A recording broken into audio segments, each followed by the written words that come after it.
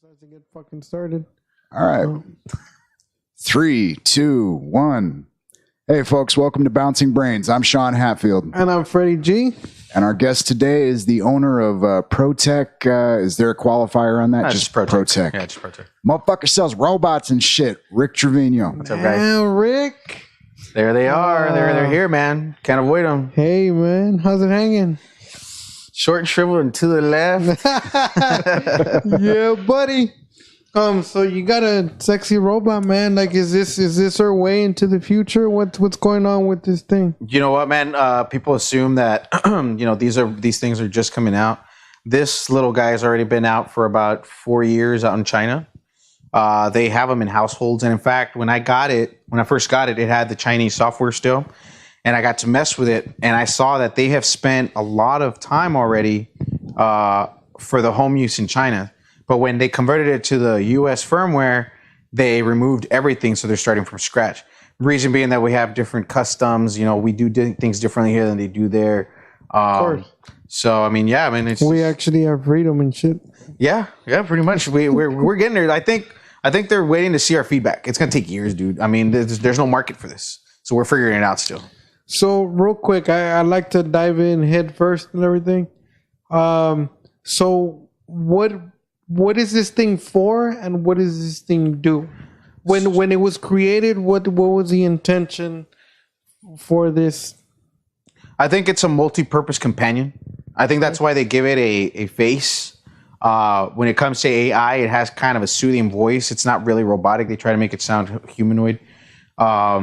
And other than that, it adds features. Like, for example, it's got a built-in subwoofer and tweeters. It's got lights. It's got YouTube. It's got, you can pretty much anything your tablet can do, this thing can do, and more. It has integrated Alexa, which means it can control your lights, anything that's smart in the home.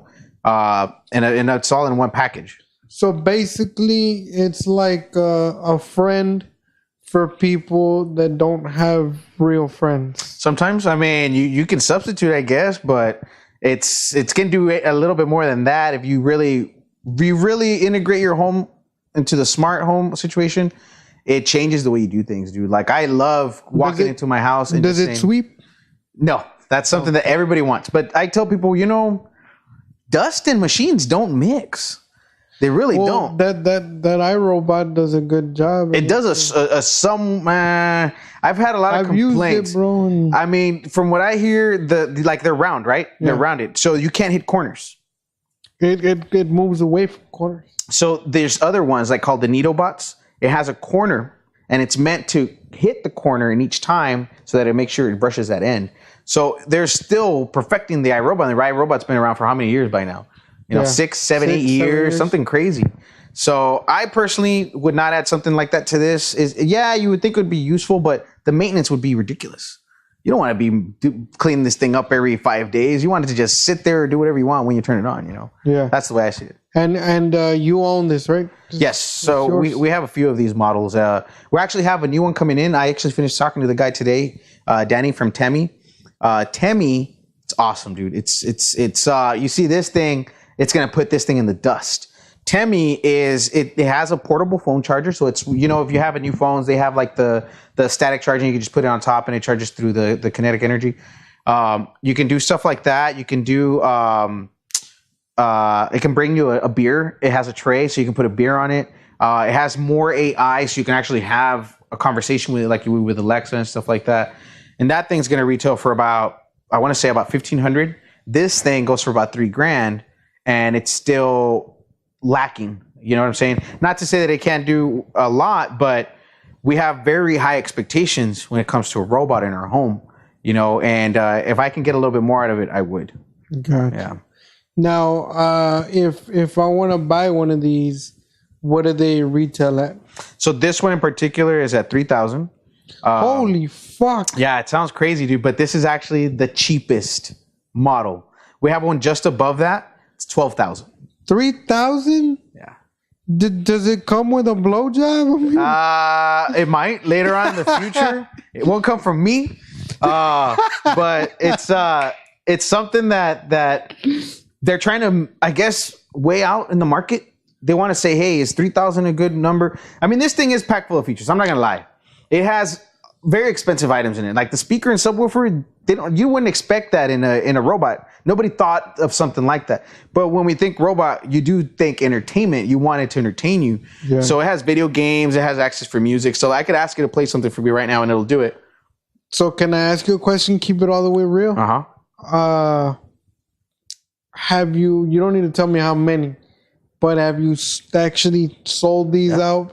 Yeah, we have sold some. Who do you sell? You know what? The market isn't so much in consumer right now. The market is more in commercial. So the last one we sold to was to a company in Hungary, and they love it. They bought the $12,000 model. They have the money for it. You know what I mean? So they don't question the pricing. They question its capabilities. The other one is fully customizable. The $12,000 one, you can make it say whatever you want, advertise whatever you want. It's a really great marketing tool. You take this thing, I can take this thing anywhere right now, and I guarantee you it's going to have a crowd around it. I've put money on it. I've challenged anybody, any business owner that I've met. I said, you give me a place and time, I will take that robot and I will gather a crowd for you. So we're comics, right? So in a sense, I would be able to take this thing on stage and go through a fucking sketch with it. You could do a set. I mean, not this one in particular because this one's pre-programmed. No, but the $12,000 one that we're talking about, fully customizable, you could put your logo on it. You can go back and forth with banter. The way AI works, see, that's another thing. People have a misunderstanding when it comes to AI. They believe it's a machine that's learning. So I think this is my thought. I think they think it's grabbing information from the internet, learning your question, and then answering you. It doesn't do any of that. Well, it's not a parrot, is what you said. Right, it's predisposed. So what it is basically I'll have, Alexa works by links. It'll have predisposed answers for a question. Then that's linked to the online sites, and then it reads the links. These things have predisposed answers for questions. So if I say, hey, how's your day going? It has 5 different answers it could give me. Let's just say, for example. And that is what AI is currently. That's the state that it's in. So when people think AI for robots that are coming to the home, it's not what you think. There is very efficient AI out there that they're working on, and it's smart. It gets an answer quick, and it does do it through the internet. It also does by noticing an object, and it's not just now telling you what it is. Like it could see an object and say it's a round ball. Well, now it's telling you it's a round Spalding 8-inch, whatever. It can give you full details, and then you could probably even purchase it. And it's getting it from online, right? So the very high advanced AI, yes, it has some sort of link to the internet, and it has a really huge database, like cloud services that it goes through. These type of AIs, they're working to keep it very basic. I mean, it does have Alexa, which is its own AI. So I can ask Alexa anything, but the actual robot itself needs its own AI. So people will get that confused. AI Alexa, completely different from the robot having its own AI. So if I wanted to have a conversation with this robot's particularly called Sambot Nano. If I want to have a conversation with Sambot Nano, Nano has to have a character. It has to have a conversation built into it. Right now, all I can do is have a conversation with Alexa, which is different. Yeah. Now I want to play devil's advocate here a little bit, if you don't mind. Because I know this is your business and you sell these things. Yes. But can you at least share a little bit of what would be the downfall of purchasing one of these? It's a learning curve. Okay. If you don't have the ability to take on new technology, you're going to fail. Because the technology is set. You know, it's meant to be progressive. No, well, I meant as far as that. That's what I'm saying. It takes a while to learn it. So we're so used to touching things. We're so used to activating something by pushing a button or by, pressing the buttons on the remote or something on our touch screens. The new form of robotics and the new form of technology doesn't involve any touching. You want to use your voice. So that's the learning curve. And it takes a while to understand how these things work. Like they have specific phrases you have to say in order for it to work. If you don't say that exact phrase, it won't do it. Okay. So that's the learning curve. Other than that, once you master that, it actually burns in your head. It's a tattoo now. So you'll be driving, for example, and you're so used to having an AI at home, Alexa, and you ask it for stuff. Hey, Alexa, turn on my lights. Hey, Alexa, do this. You'll be driving and you want to make a phone call or turn on the light and your head automatically thinks, hey, Alexa, do this for me. Alexa's not there. So it literally gets tattooed in your head, and it starts messing with the way you do your daily life. I know for a fact now that it would be very hard for me to get rid of her. You know what I'm saying? It's not that I couldn't do it, obviously, but I have, for example, 10 switches in my office. Okay. And each one of them has to be turned on manually. Well, I have them all connected through smart devices. So I say one word, Alexa, turn on everything. Everything turns on. I just saved, 5 minutes having to switch everything on? And then same thing with turning it off. So I like the new training that we're receiving through robotics, but it's not for everyone. Like older people will definitely have a very hard time understanding it, especially because they're not used to learning phrases and stuff like that to get something to work. Which is hilarious because when we were growing up was the age of the clapper. Clap on. Clap That's about off. as advanced as it got. Well, hey man, I love those things. Yeah. There's not a whole lot of range of difference. Granted, a whole lot of technology range in there, but as far as the actual implementation of it, not a whole lot of difference between going, hey, you with the cybernetic brain in you, do some shit, and then I could turn my lights on. Yeah, it sounds cool, like right now, like to try now, but it's just so hard to get people to be interested. I mean, you would assume that this would be flying off the walls. And again, price. I just said $3,000. It blows your mind. But if you think about it, how much is your phone? I mean, I don't know what phones you guys have, but it's not $3,000. Well, no, but the flagship models. iPhones, Galaxies, that's over $1,000. Yeah, that's what I'm saying. But that's what I meant. Like, it's not $3,000. It's not. But I see what you're saying. Right, and it's only a phone. It sits there doing nothing. Yeah. So we are planning to find a middle market to where, and I did. That's my job as a salesman is I can't just offer you one thing that is completely out of reach sometimes. You know what I'm saying? Like I said, it only gets more expensive. We have one that's coming out with hands. Dude, I don't even know what that thing's going to cost. It could cost $50,000. It could cost $100,000. I really don't know. Is the Sandbot? That's the Sandbot. They call it. It was supposed to be King Kong. Now they call it Sandbot Max. Okay, I was going to get to that because I was familiar with the King Kong and this one. What's the Elf? That's the mid one. That's the one that got sold to Hungary not too long ago. That one, and in fact, they don't even use it to its full abilities. It was a technology center, so they just wanted something really cool like that. You know what I mean? I love that it gets sponsored all over their page every time it comes up because they let people know, hey, it came from us. Okay, well, kind of to ride off of Freddy's question earlier, once you strip away the novelty factor, where's the hard sell? You know what I mean? I think if they learn to use its marketing purposes, oh man, it's really good, dude. I mean, because I myself, I try to pick myself as a business owner. Like with a storefront, our stuff is online. It's just better for cost. Bottom line, everything you spend thousands and thousands still in a store. And the way of the world is working, everything is online. So that being said, it's easier to just get people to, I guess, learn. I kind of lost my train of thought, but basically learn the stuff first and then decide what model they want to purchase. Yeah. Because like what I was saying before is we have two other models, for example. There's one that's called the Robe Elf. I'm sorry, it's Robe Elf. It's made in Taiwan. And then we have the Temi, which I just spoke about. So those two models are cheaper than this. For example, the Robe Elf is $800.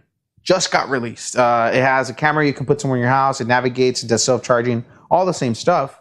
And it's $800. It's cheaper than a cell phone now.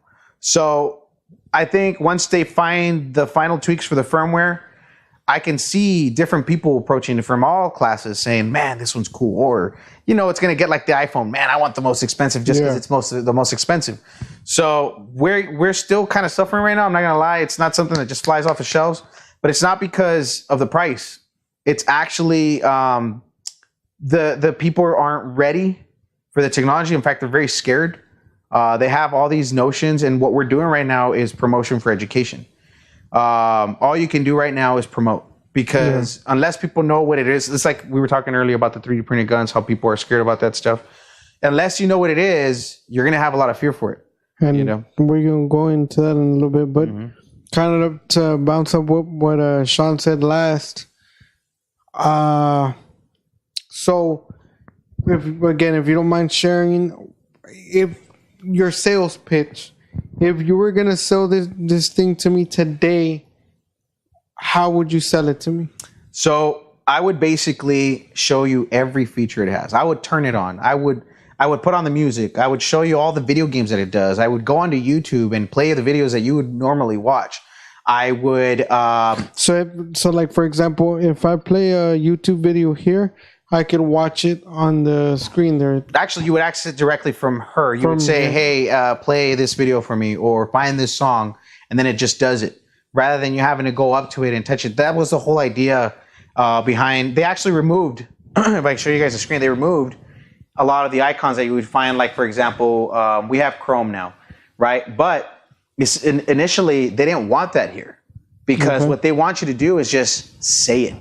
The thing is, because it's a brand new item, there's so much to add to the library still. So until they perfect that, I don't think they can get rid of any icons. So this doesn't work straight off of. It doesn't have like a Google Play Store, or it doesn't have the App Store. What's the? Yeah, it would be the Google Play or the.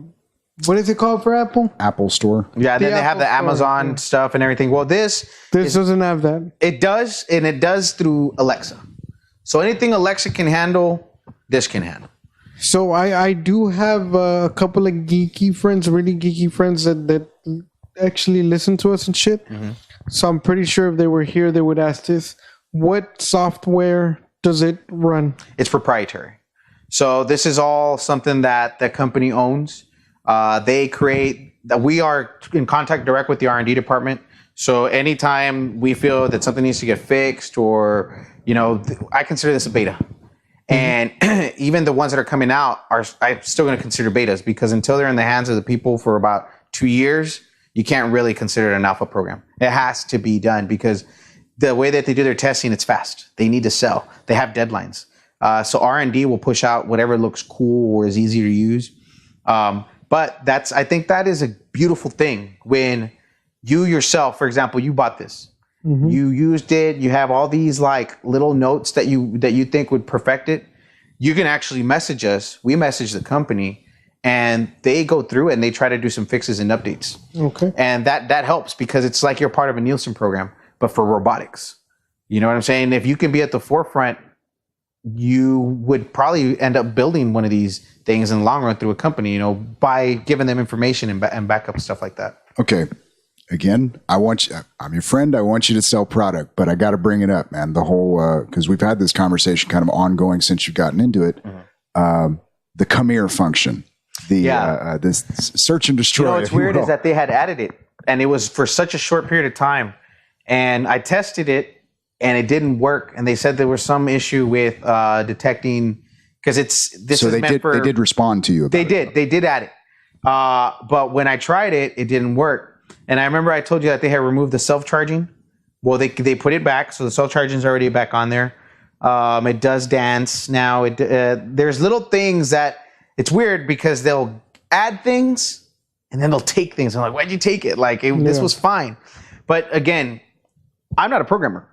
I don't understand their code. I don't know if certain things affect other things. You know what I'm saying? So I don't want to give them too much of a hard time because they have a business to run. They have other stuff that I see it in my eyes. I have other stuff I got to do.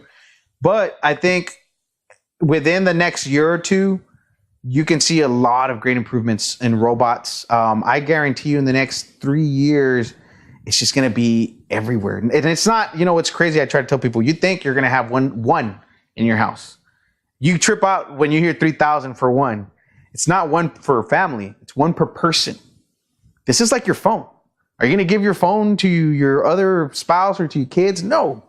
This is your phone. It has your pictures. It has your videos. It has your audio. It has everything that has to do with you.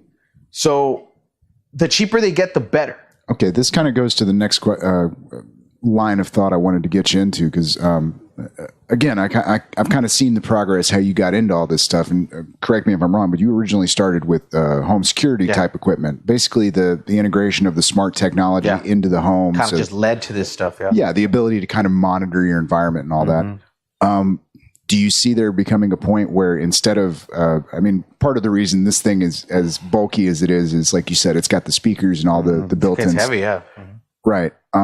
Do you see a point coming where the thing itself is not actually, maybe it's hooked up to your home network and your home PC or whatever unit you have that's that's running your. I think these things will eventually be 5G, and at that point, like for example, the heaviest thing on this is the subwoofer. Well, I guess where I was getting at is, do you see these things becoming more self-contained, where they have their own processing power on board, or do you see them kind of becoming kind of a remote unit for a larger home network? You know what? I see everything going to cloud, but I disagree when it comes to robotics because, for example, let's say we do perfect these things to where they have hands and feet, right? And they can walk, they can get in your car with you, whatever, take off. Well, you need connection. Remember how we were at your house? There's no internet out there. If we don't connect to anything, this thing it just smiles at you. Nothing. Yeah. Without internet, it's useless. So I had a talk with the company. I was like, hey, you guys really need to think about some offline modes. With an offline mode, let's say if it just stores a little bit of information. Well, I mean, it goes back, and I didn't mean to cut you off, but it goes back to what you said earlier. Again, I'm not a genius. I'm not a programmer, but it goes back to what you said earlier of creating programmable things, actions, phrases that it can use so that people can also take advantage online. Now, I would understand the downside of that is that there's only so much that you could pre-program into it so that it could be functional. Right. But then I understand the other downfall of it, that if you get into that, then you have to go into expanding the memory, putting more into it, and so on. Right. And so if forth. you do internal type of stuff, yeah, you're exactly. right. But at the same time, I would want that. If it works without a connection, screw it. I want it. Yeah, that's what I'm saying. And I wasn't saying that to say that I'm against it. I would, as a business person, I would want that too. Yeah. Because if you really think about it, our phones. I have a what was it? I have a 128 gig memory, expandable memory on this thing. Mm-hmm. Now the fucking thing is like this big. You know what I'm saying? You've seen the 1 terabyte. Exactly. So that's what I'm saying. Again, I'm not a programmer. And that's kind of what I was going to get at when he was talking about the spatial size. Loudspeakers, for example. I think when they installed the subwoofer, yes, they wanted a lot of bass. But loudspeakers nowadays, dude, they pack. The Alexa, the Echo Show, the TV looking one, that one has a loudspeaker. We have one of those at home. Dude, it has some bass. It's loud. And I'm like, wait a minute. Why would you need something so huge when we could put a little loudspeaker in there and it gives you crazy bass? So I think what's going to happen is like just the same thing with the phones. It got more memory and it got smaller. This again, Model 1. We're going to go to Model 2, Model 3, Model 4. They're going to get lighter. They're going to get faster. Get smarter. They're going to get cheaper. The problem right now, it's not so much the robotics, dude. What it is it's the manufacturing. A manufacturer in China will not take your order unless you have a certain amount of pieces. And if you haven't sold those certain amount of pieces, you're going to be in debt. And then my business, this is why I do the things the way I do. I don't have inventory. It's dumb to do inventory with high-end technology. It can change tomorrow. And then I'm stuck with 20, 30, $3,000 pieces. You know what I'm saying? It's not wise to do that anymore. So the way we do R&D is it stays at the distributor houses and we just order as the orders come in. It's way easier for us. The shipping time, it gets a little longer, but we don't have to deal with a loss. And I mean, again, I'm not a marketing person either, and I'm not a technical person either, but I believe that now Apple and Samsung, they also do the same thing. Yeah. They don't hold I read a couple months back on CNET. Mm-hmm. I use CNET. CNET's awesome, yeah. So I read on CNET that now, and not just now as in 2017, 2018, this has been going on since like 2012, 2013, I think. Mm-hmm. Samsung, Android, Google, and iPhone, they, like he's saying, they don't hold inventory anymore. Right. It kind of just comes out as they order. That's why now, for the people that don't know, that like to buy phones, that's why now when you go order, that's why you see sometimes when you go order a particular phone, it's in back order. Yeah. It doesn't mean necessarily that they're out. It just means that they're buying themselves times for their shipment. Exactly. Yeah. And it hasn't been shipped or made yet. You know what I'm saying? Yeah. It's a whole new process, and it's smarter because there's so much wasted material. Yeah. You know what I mean? And like I said, and these manufacturing companies, that they hold the companies hostage. That company, it doesn't matter how big it is. Your goal is still to be efficient. You want to get the best and cheapest price when you go print for manufacturing. So when they go and talk to them, they see the numbers. They say, okay, well, if you print 50,000 units, we'll get you this price. If you come and print 1,000, this is how much it's going to cost, and it's not even worth it for them. You know what I'm saying? So they're like, damn, then I think we're going to have to get those 50,000 units. And they do. They wait. That's how they have to get it done. Gotcha. You know? And that's kind of what we're doing with Temi. It's the same thing we heard with Robelf. They always have these manufacturing issues, but that's their end. You know, the consumer end, once we get them over here, that's our problem. We have to know how to get them out there. And real quick, I'm pretty sure, like every other piece of technology, you have exclusive patents for. So this, I don't know this. So the company has proprietary information. Our goal as a company is to create our own design, our own model. See, what I'm doing is I'm taking the faults that they have and I'm removing them. I'm gonna perfect the item. You know what I'm saying? And I do that by owning the inventory. Sometimes, like, I'll buy a demo unit and I have to really study these things. And I really have to try and make it my own. How do I feel about it? Am I happy with this? How can I make this better? And then you got to compare to the construction of current homes. For example, I think the perfect home for a robot wouldn't have opening doors. Yes, you can show a robot how to do it, but it's still cumbersome. If you can start integrating new homes to have sliding doors that are automatic, it's a big changer. You can use biometrics to open stuff up now. You know what I'm saying? So really the idea of how houses are built, that's going to change. You have flying cars. If you don't need a garage, you need a helipad. You know what I'm saying? All these things are going to change, and you're either ready for it or you're not. And it's going to get very expensive. But this is what I tell people, man. It's if you're not making them, fixing them, programming them, or selling them, good luck. You know, because they are taking over the industry. Okay, I'd like to jump into that for a second, because it seems to me from some of these conversations that the model that a lot of these manufacturers are using is something very similar to, say, Apple and the Mac model, where right. you buy the box has all the tools in it. You use our tools; they're what we gave you, and that's all you get. Yeah. No, we don't work with those other people. This is okay. Is there anyone out there who is jailbreaking is what I'm thinking. Is there anybody out there who basically just goes, look, here's your hardware. You can put whatever the fuck you want on it. We have a solution for that. So we partnered up with UTRGV, and in doing so, what we did was we created a solution for programming, basically, in the US. So we're going to do a donation in the next few months. They're going to receive a few robots, and in exchange, we are going to get some programmers. They're elite, people that are already in their graduate situation, and they need credits, and we're going to be able to hire them to do some programming.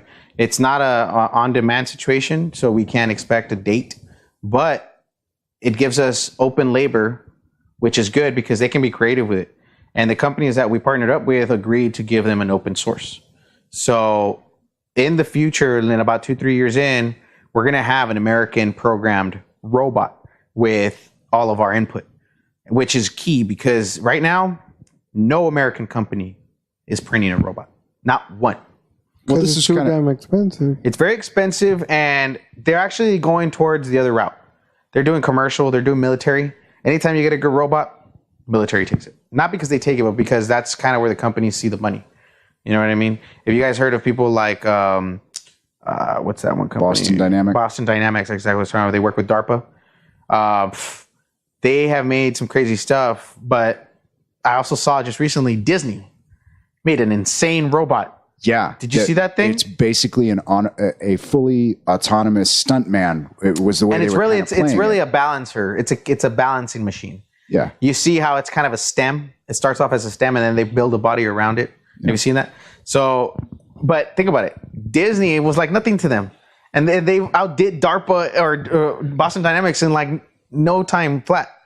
So give it some time, and eventually robots are going to be doing the jobs that we expected them to do, and at a more efficient rate that we actually expected them that they were going to be able to do it at. So it's going to change, man. I know we don't see it now, but 5-10 years, I'm already doing the math because I'm talking to the manufacturers. So I know where we stand. I know how slow it is to get these out there. So I'm not going to say 3 years. I'm not going to say 2 years. I'm definitely going to go at 5 to 10, but I'm talking peak. I'm talking like they're on every home. They command almost everything in your house. It's key. So I want to get into the other aspect of this, and this is part of where they're neat, they're nice. I'm not gonna say they're not. They're sleek something to play with and something new, and it's interesting. Mm-hmm. But I want to get into more of the I guess psychological part of it. And this is where I don't agree with it. Mm-hmm. Like these fucking things, and let's forget the robot. I'm not gonna use the robot as an example. This alone, I've noticed just over the last 10 years, bro. The last 10 years, it's taken over human interaction. Mm-hmm. You know what I'm saying? Mm-hmm. Like this, you've heard the expression: the smarter the phone gets, the dumber the human gets. Right. You know what I mean? Yeah. So my fear is really having to sit down with my kid when she's 5 and having to teach her how to interact with another human being. Something that we learned as kids just growing up, and all we had to do was grow up. Like to actually have to like be taught. You see where I'm going with it? I mean, we're all around before the internet. Yeah. You know. So that's what I'm saying. Like again, don't get me wrong. These things are cool. They're awesome, and it's cool to play with. Something I love playing with are drones. I don't know if you've ever played with a drone. Yeah. But those are awesome. But I just don't agree with, and I've heard people online and like on the news and shit on like how they're all into the idea where they want this and not just this, but other robots to like run, like to run and take over, and like I don't want to sound like a crazy person, which I do most of the time anyway, but like where does this where's the limit? Where not only where's the limit, but where does this leave us humans? So me and Sean had that discussion. We actually just discussed this where my personal opinion, I feel robots are going to fit better in certain positions. Where, for example, we were just discussing earlier the whole thing with the football thing and, you know, cop brutality and stuff like that. Okay. So my point is this, that if I had a robot that was doing the job of a police officer, first of all, I don't care how many guns the bad guy has because it's not going to hurt the robot. I'm not worried about a shooting going down and then the robot getting hurt, right? So that's one perk, right? You don't get to lose more lives. The second one is a robot doesn't have emotions. It's not going to let you go because you're its buddy. It's going to give you a ticket because you broke the law, and it has all the proof. It took pictures, it has videos, it has cameras all around it, okay? It wasn't because, it was just, you cannot fool a machine. And I would rather have the machine judge me based on what I did rather than how it feels. Does that make sense? Same thing with like in nursing. Nurses shouldn't have to give out medicine. A machine can do it properly without a mistake. There's so many people that die because they were given the wrong dosage. Just a dosage sometimes. It could be the right medicine, wrong dosage.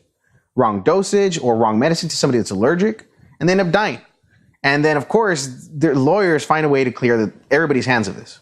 So why not put robots in responsible places where emotion isn't needed? Does that make sense? It does make sense. But again, like I told you earlier, I'm gonna give you the bare bone. The nurse and the cop, where does that leave their job? See where I'm going with it? Here's the thing. You worry about their job, but when it's them taking care of your life and they do it wrong, you're not going to want them in that job position. No, and I get it, and I can agree to some extent with that. But my whole general point behind that statement is, how can I state this? Going back to the nurse and the cop, and I get it. It's a human life at stake. You 100%. I agree with you. Mm-hmm. But when you start integrating this into also other aspects of other trades that are being done, it's like what happens to that workforce? What happens to that workforce? Now, not only that, but what happens to the economy? And I understand that if they produce the work, they're going to produce the money. Global scale trade, money still comes in. I get it, but there's still a downfall to that. Do you remember the Industrial Revolution? Okay. No, he doesn't remember the Industrial Revolution. I don't remember. We all took history. We all heard about it. History. Right. I mean, I wasn't there. But I know he's a pretty man, but he's not a vampire. It's exactly the same thing. Okay.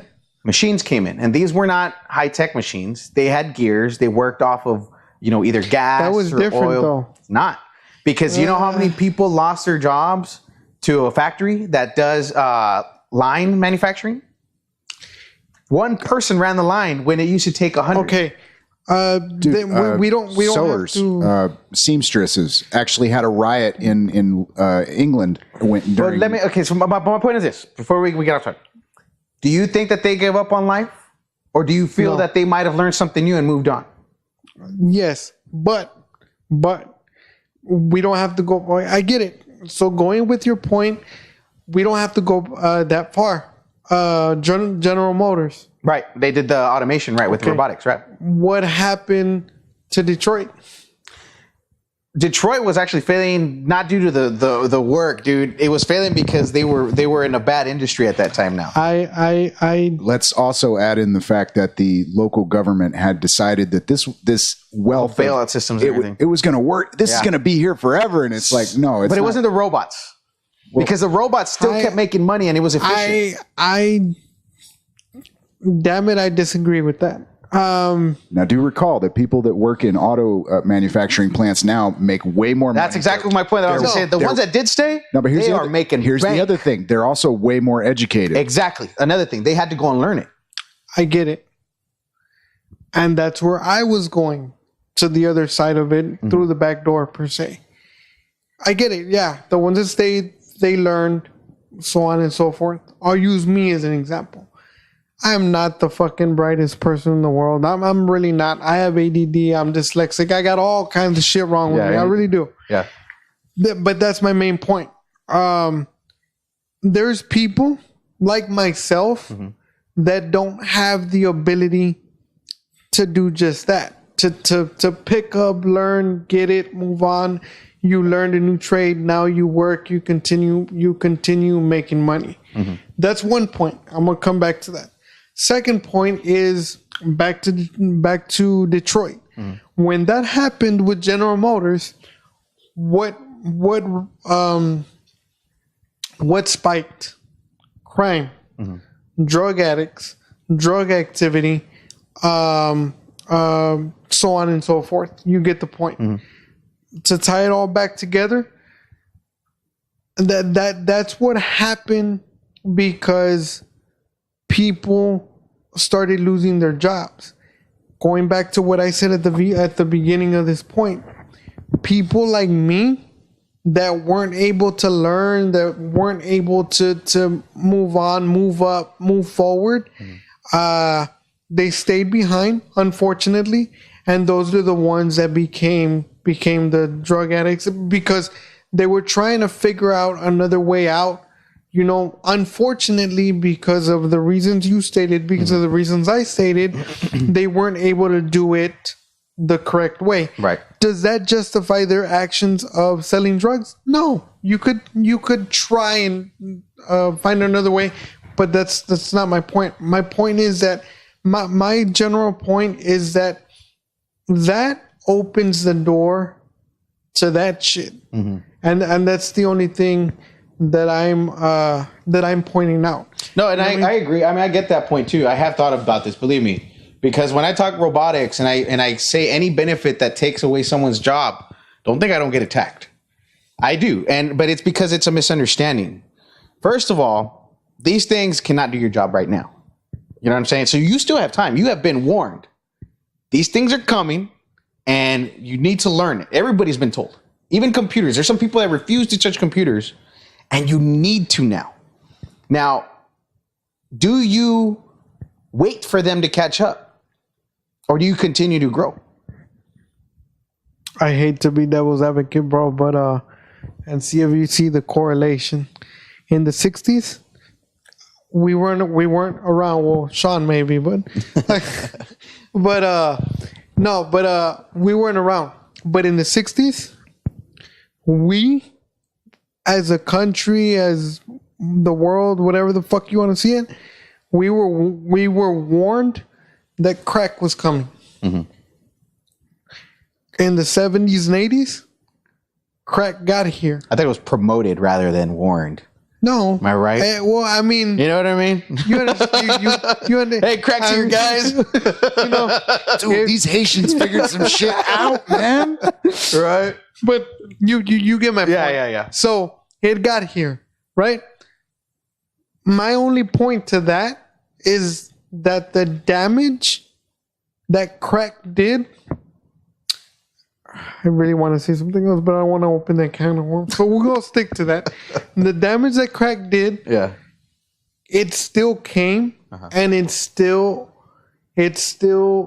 murdered. Like it not literally, well, literally, but it still did the damage that it was going to do regardless whether you prepared for it or not.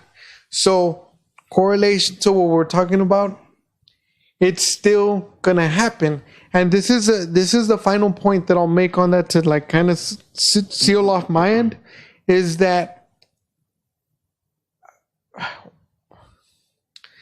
why not?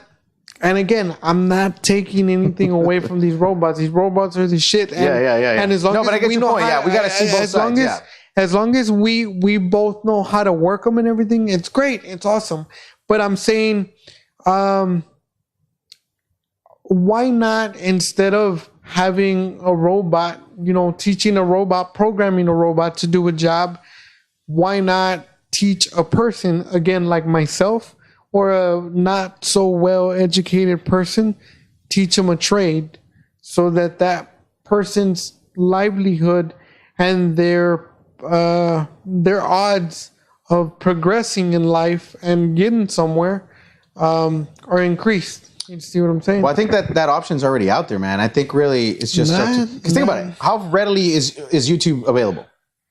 You can educate yourself on anything. Go to a library. Okay, get on a computer and you can learn. Not if you're. I want to jump in here because part of the problem that you're talking about, and part of really the bit you haven't touched on, or what you have, is people got to be educated about it.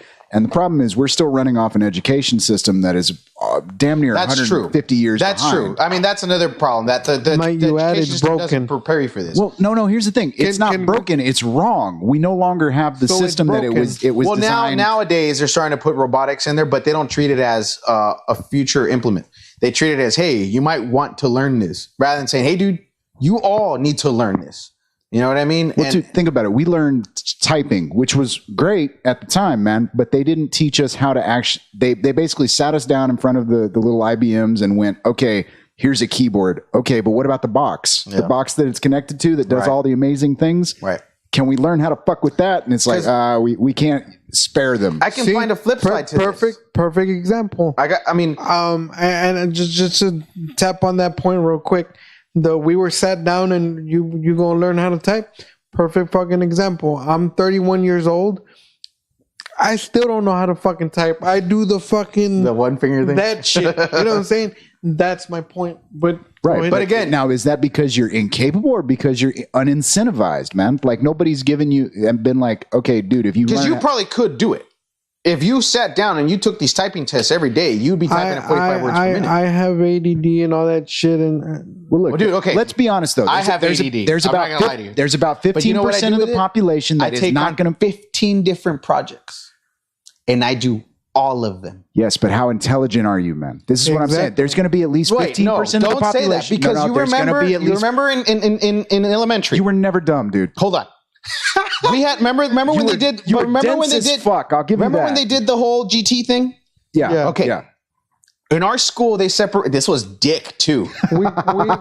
we had that too. That was fucked up because they literally split our school in half. Yeah, they said they would call them the dumb kids. And this would be the smart kid. Okay. I was with the I was not given the chance, dude. I was the dumb kid in the smart kid class.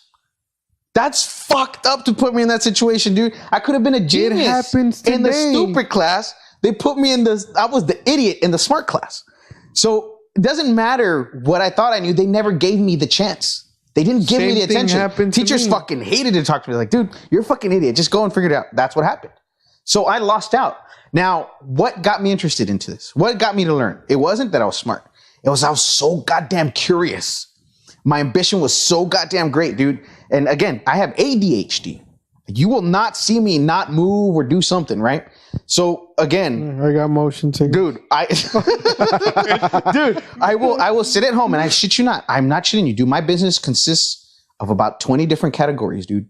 And I don't do that out of necessity. I do it because if I have just an hour to myself, it's really unproductive because I lose it. So I fill that hour with productive stuff and I am now that much more richer with knowledge. You know what I'm saying? I've learned to flip that ADHD on it.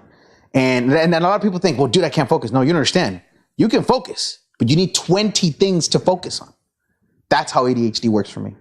And again, let me just correct you real quick. ADHD and ADD are two different. Yeah, I don't know about it. I know I have ADHD for sure. I have ADD. Basically, ADD is one of two things or both. Okay. Either you pay too much attention to detail and you forget everything else, or you don't pay enough attention to detail and or anything else. And with me, I got a double whammy. Gotcha. Because I'm also dyslexic.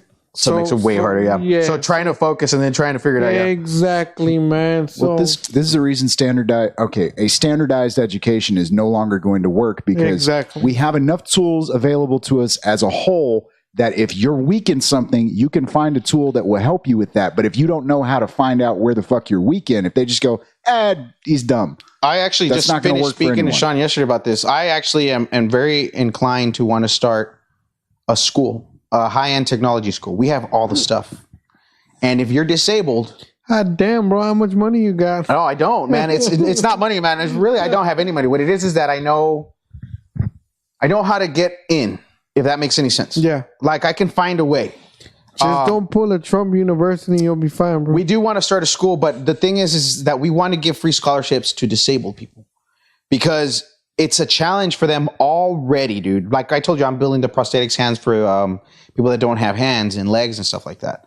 So to me, if I can get them in, teach them the technology that's going to help them create their own hands, you know what I mean? It just makes for a better world. They can go out and get another job. It helps out everywhere. People that want to learn the high-end technology but have all the capabilities, of course, they're going to have to pay. I mean, because we all have to work for something. But I know how much more difficult it is to not, dude. Our limbs are, man, they're so special, dude. Yeah.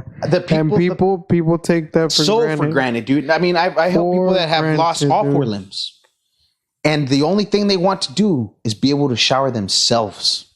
Dude, y'all don't fucking understand. You fuckers can run, dude. Yeah, run. And some people. I had a flip side for you, and I never got to that point. There's so many negative things to say about tech. Do you know what an exosuit is? No. Oh, it changed your life, brother. It walks for you. Well, let me correct that. It does. We are getting one. We are donating one to UTRGB. And in the next few months, they're going to start a 5-year program to get FDA approved for that machine. That machine gives every one of us an even chance against a robot. Because we're not using our muscles. We're using the machine.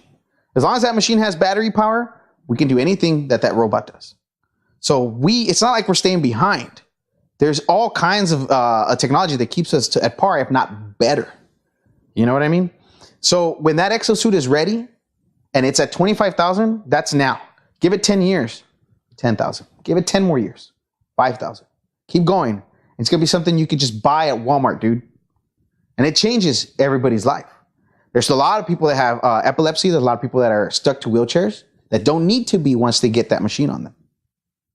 Tell me that doesn't inspire like motivation. Like, man, if we can get this done now rather than later, it changes all kinds of lives. You know what I'm saying? And as long as the government don't fuck with it. No, see, so that's where we come in. My company, I was going to do government funding at some point, like for everything. But I realized that that's the worst way to go because you don't get money. It takes them forever to pay you out, dude. So you're working, and debt, and then they finally cut you a check. Yeah. So for me, I think we really do need to depend on our community. Dude, I mean, since I started this prosthetic program, I've met over 20 people that needed prosthetic hands. And each one of them say, you know what, I've never met anybody that needed another prosthetic hand. And it's interesting. So I've gotten a Facebook group going on. They've connected now. We've got the prosthetic limbs coming in. That's going to help them change their lives. So it's something so simple that technology helped me do for them. 3D printing, we can touch on that subject now, is that 3D printing is... Before you start on that, can you just, for the people that are listening, watching, can you just explain real quick what 3D printing is? Yeah, so 3D printing is the use of... you have this connected metal portion that's heated.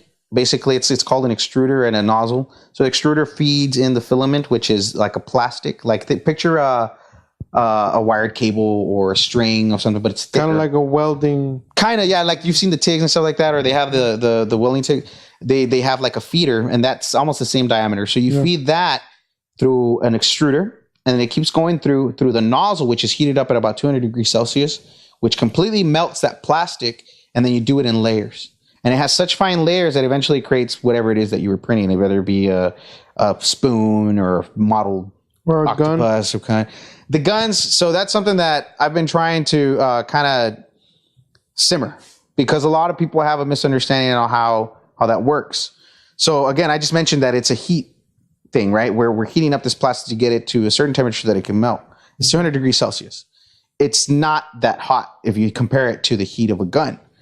A gun, once you shoot one bullet, if you see it through a thermal, through one of the thermal cameras, you can see the heat. It's instant. That barrel is boiling, but it's made out of metal. You know what I'm saying?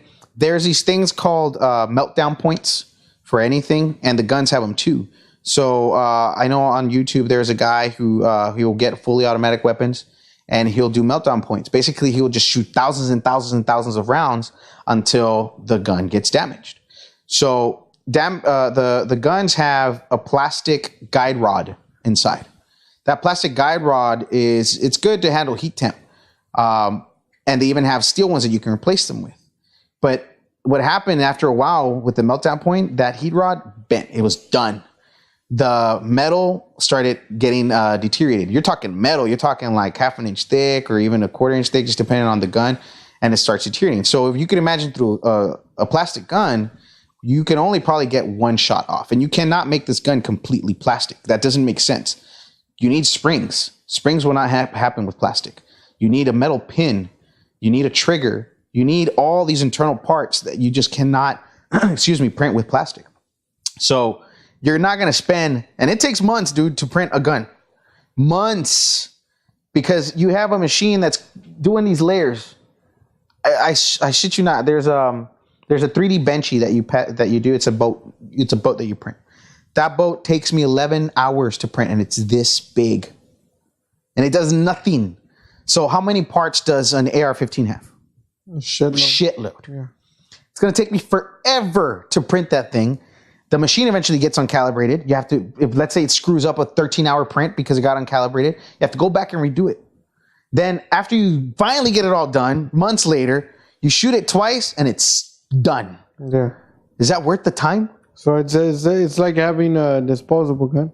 I wouldn't even consider that because I think if you're going to have a gun, and let's say it's meant for an assassination or whatever, I think that's what the big thing is that the people can use it to kill people, right? You would not use a plastic gun. There's absolutely no accuracy in that. You can add barrels to them, but then it's not a completely undetectable gun now, is it?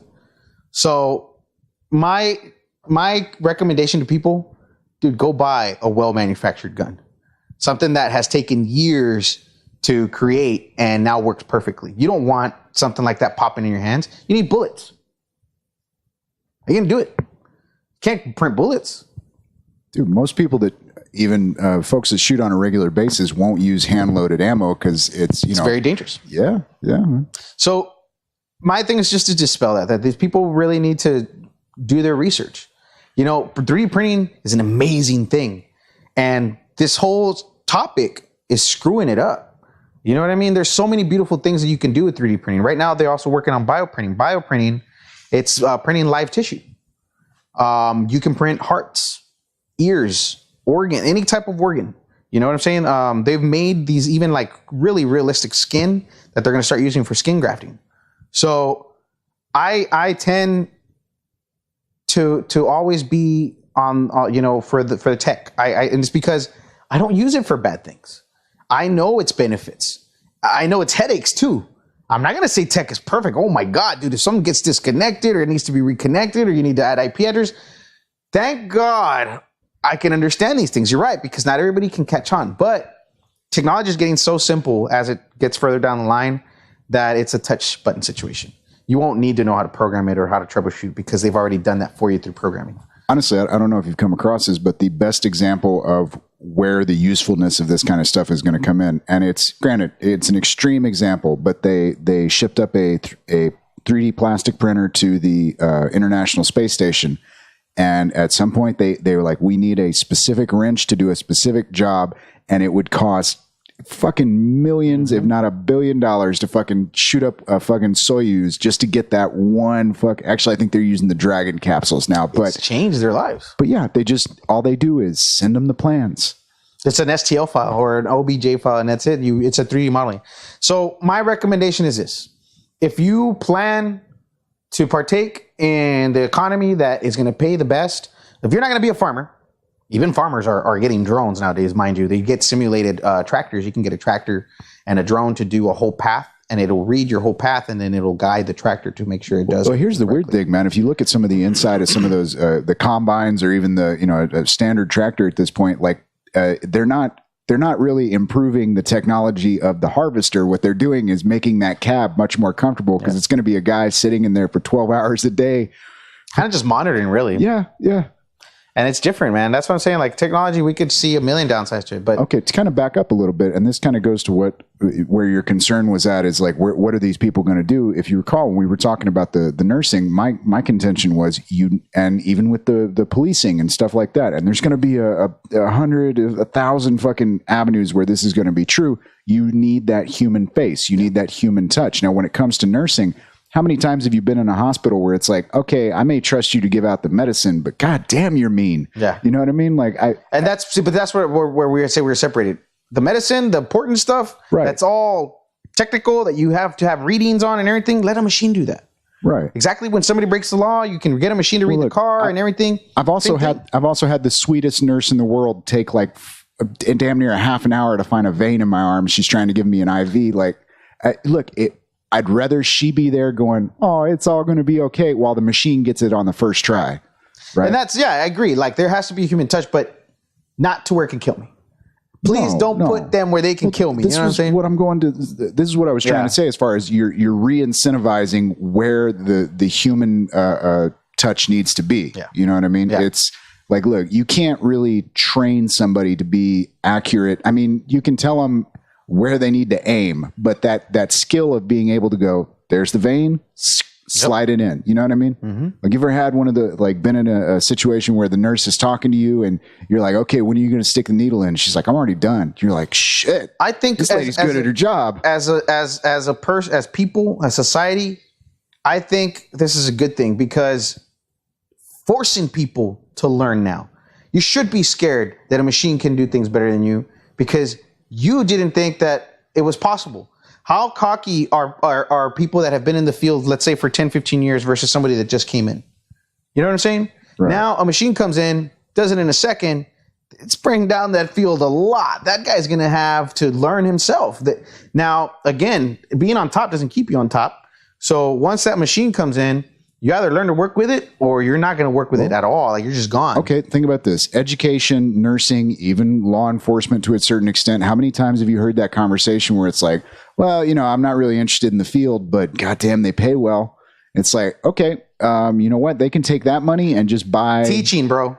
Oh, Jesus. I get summers off. Fuck you. And again, look, I'm not an advocate for taking jobs.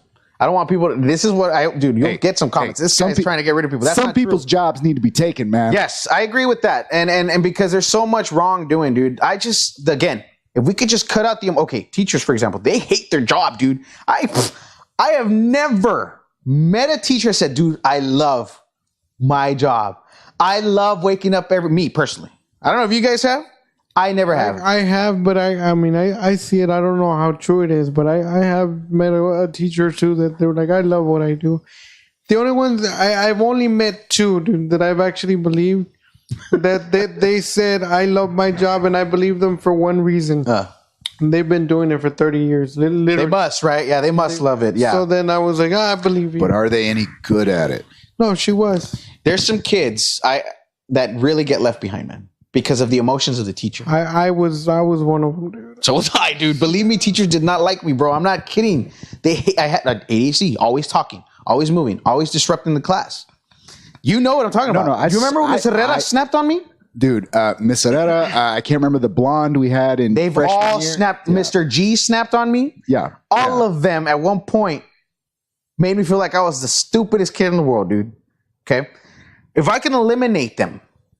Hold on. Let me say this correct. If I can eliminate that is both them the worst and the best word choice. Because of their lack of care, and I would have learned from a machine what I needed to, I wouldn't be missing math. I'm not good at math. Math was the part I struggled in because it did take focus. And teachers did not have the patience for it. So what did they do? They gave up. They just passed me. They didn't help me. I would rather have sat in front of a computer that actually entertained me, or not even a computer, because a screen we can't look at. It has to be something that's moving, something that's showing us things and talking, and it can't be a screen. I can't agree with just looking at a computer. I can't do online schooling. Hell no. It's not going to work, dude. I'll go watch TV. You know what I mean? But if I can find a robot that can actually keep my attention, not give a shit if I'm annoying it, and still continue to teach me, I would learn so much more. Because they cut you off. Teachers cut you off real quick, dude. They measure you within the first few months. Like, I'm not going to work with this guy. I'm going to work with these people. Remember Jeff? Mm-hmm. He's a teacher, man. He taught for at least 4 years, 5 years. I don't even remember. He literally did that. These guys are lost causes. I can work with these guys. I was like, whoa. And not to judge him. It's just, it's very interesting. You know how they see this. I had a high school history teacher, and this is back when they preached to you that your teacher was like the person that you want to aspire to be like, and all that bullshit that they taught you, right? And this is, I love telling people this, and I'll never forget it, and I'll probably take it to my grave and never forget it. My high school history teacher told me when I was in high school that by the time that I was 25, I was either going to be dead or in jail. Wow. Yeah. And that's the inspiration that we're supposed to lean on. Yeah, exactly. So if you had a robot that didn't give a shit about who you were, just said, you're going to learn this by this end of the semester. That's it. That's its job. That's all I want from these machines in these positions. I'm not trying to get anybody fired. I'm trying to get humanity to understand that, dude, we suck. We suck. We treat each other like shit. And we're killing each other because we are so careless. You know what I'm saying? Let's remove you from the part where you can make a decision that could kill somebody or end their life or screw up their life. Let's just remove you from that. And let's let a real decision be made based on facts. You know, how many trials? Dude, I've been arrested without cause. No cause, bro. You know what I'm saying? Like, I don't understand why they had to do that, but because I guess I was young, I was inexperienced. What could I tell them? I was a little kid against a cop that has been doing it for 10 years. I couldn't win that fight. And if it would have been a robot, it would never even have stopped me. It didn't see anything wrong. You can pre-program a robot with predisposed laws. And if it sees something, and especially with the technology we have now, it can actually describe what you're doing. Okay, you're done for. It caught you slipping. That's your fault. You know, we hold anger. Have you ever gotten a ticket and you're just so pissed at that cop? You don't even want to give me. Oh my God, dude. You just want to know everything about them and find them and hurt them, right? Because they gave you a ticket. And because they don't understand. They don't even care that maybe that was something that you had been saving up for. You know what I'm saying? Yeah, you broke the law. But what gets us mad is where, let's say they stop a cousin or they stop a friend and they let them go. How come we had to pay the $200 ticket, but that friend didn't? That's what I want to eliminate.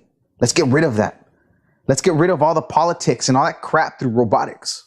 And I guarantee you we would have so much of a better life, dude. I'm not saying eliminate everybody because you can't eliminate everybody, but eliminate the positions that are doing damage. Just to broaden this a little bit, along with, say, you know, RoboCop out there on the streets with his little, we were talking the other day about the idea of, okay, nobody wants continuous, omnipotent surveillance. But the ability for a cop to, you know, okay, we got a report here, release the swarm of drones, and you've got pictures from every angle in that area where there was a crime reported. Okay, along with that, you're also going to have self-driving cars. You're also going to have the automation of these things where human error leads. You know, I've gotten tickets before because, you know, I was coming off of an exit ramp and I'm more worried about where I'm going and making sure I'm not hitting the traffic around me. And oh shit, I'm doing 10 miles over the speed limit. And you talk about autonomous cars. Yeah. You know that we're not going to get tickets now. What happens to the cops? They can't afford them. What about their jobs, Freddy? That's economy. If you're not giving out tickets, you cannot hire all those people. That's 101. You know what I'm saying? So it's not technology, dude. It's that they suck at their job. And that's why we're building these machines. Well, hold on. I don't know if you remember this a couple years ago. There was that, I can't remember. Some court ruled that it was perfectly legal and acceptable practice for police departments to basically eliminate candidates for the jobs if they were too intelligent, because they could not be trusted to do repetitive tasks. That's horrible. Whereas that's what the fuck robots do. Yeah. All they do is repetitive tasks. And they're going to do it right. And let's say something does go wrong, right? Human error, like you said, programming. Okay, that's one that we can fix, go back and send them back out. We don't have to give them fucking 10 years of psychiatry or, you know, give them pills to get them off of their PTSD. You know, I wanted to help these people, but if you're not meant to be in that position, don't do it. You're gonna hurt society. And this is the part where I tell you, that's what I'm saying. Like, I understand both sides, and I'm literally like on both sides as well. This is the part where I'm telling you that I agree with as well. And this is a part where, especially with law enforcement and stuff, a lot of people that they don't agree with. But like I keep telling everybody, Chris Rock couldn't have said it better. You know, there is some jobs that what he said was, there is some jobs that you just have to be good at. Mm-hmm. Like, you never want to hear Southwest Airlines say most of our pilots like to land. Mm-hmm. You know what I'm saying? Mm-hmm. So, you know what I mean? But people, you know, say, well, it's because nobody's perfect. Okay, then take that fucking suit off and go do something else. Do something that's not going to hurt someone. Exactly. You know, I don't know if you guys kept up with that current thing about the cop that shot the kid that was riding off. They were riding off from a party that they had broken up. The cop saw a bunch of, you know, black kids in a car, and he just took aim and shot. And he's actually going to jail now for 15 years. I think they gave him. I don't know if they did the sentence. No, I don't even think it was 15 years. I think it was less than that. Well, people disagreed with that. Now, this was something that he did out of his own volition. Even his partner was like, dude, nothing was going on. This guy just literally just popped a trigger on these people. So this is where we were also discussing, you know, responsibility of guns. If you can attach an NFC chip to every person and add that to a gun, and you monitor their use, every time they grab the gun, every time they go shoot, how they mess with it. You know what I'm saying? It's their psychological process. Why are they touching that gun all day? Because they're so ready to use it. Why is this guy going to the shooting range every day, putting in thousands and thousands around? His job is not to go shoot people. That's not a cop's job. The cop's job is to protect us, not kill us. So that's where they kind of they lost it. You know, but if we had this kind of tracking system, this is where you say, hey, you know what, dude? I don't think you should be out there right now. You know, we've been monitoring your gun use and you have an issue. We were kind of getting into that the other day. I mean, really, where we want to get is to the point where you take the guns. I mean, not like take away law enforcement's guns, but no, you get it to the point where, say, through automated processes or through advanced technology, you get to the point where you don't have to shoot them. Yeah, they might shoot at you, but you got either the machine there or you've got some sort of defensive technology where let them shoot till the gun's empty. We're going to get them anyway. Well, that's kind of where I was saying, like, if you use a robot, who cares? Shoot at the damn robot like 1,000,000 times. We'll get another one. You know what I'm saying? No lives lost. Eventually that guy runs out of bullets. Robots get him. We're done. We just saved all these lives, stopped the bad guy. You know what? Nobody had to lose anything. And drones, yeah, okay, like drones don't have guns. Let's say we put a person behind a drone. All they're doing is monitoring a camera. Right. You know what I'm saying? That's fair. I'm not saying let's get rid of it. So little things like that, like it's going to have to take time. People are going to need to start evolving, dude.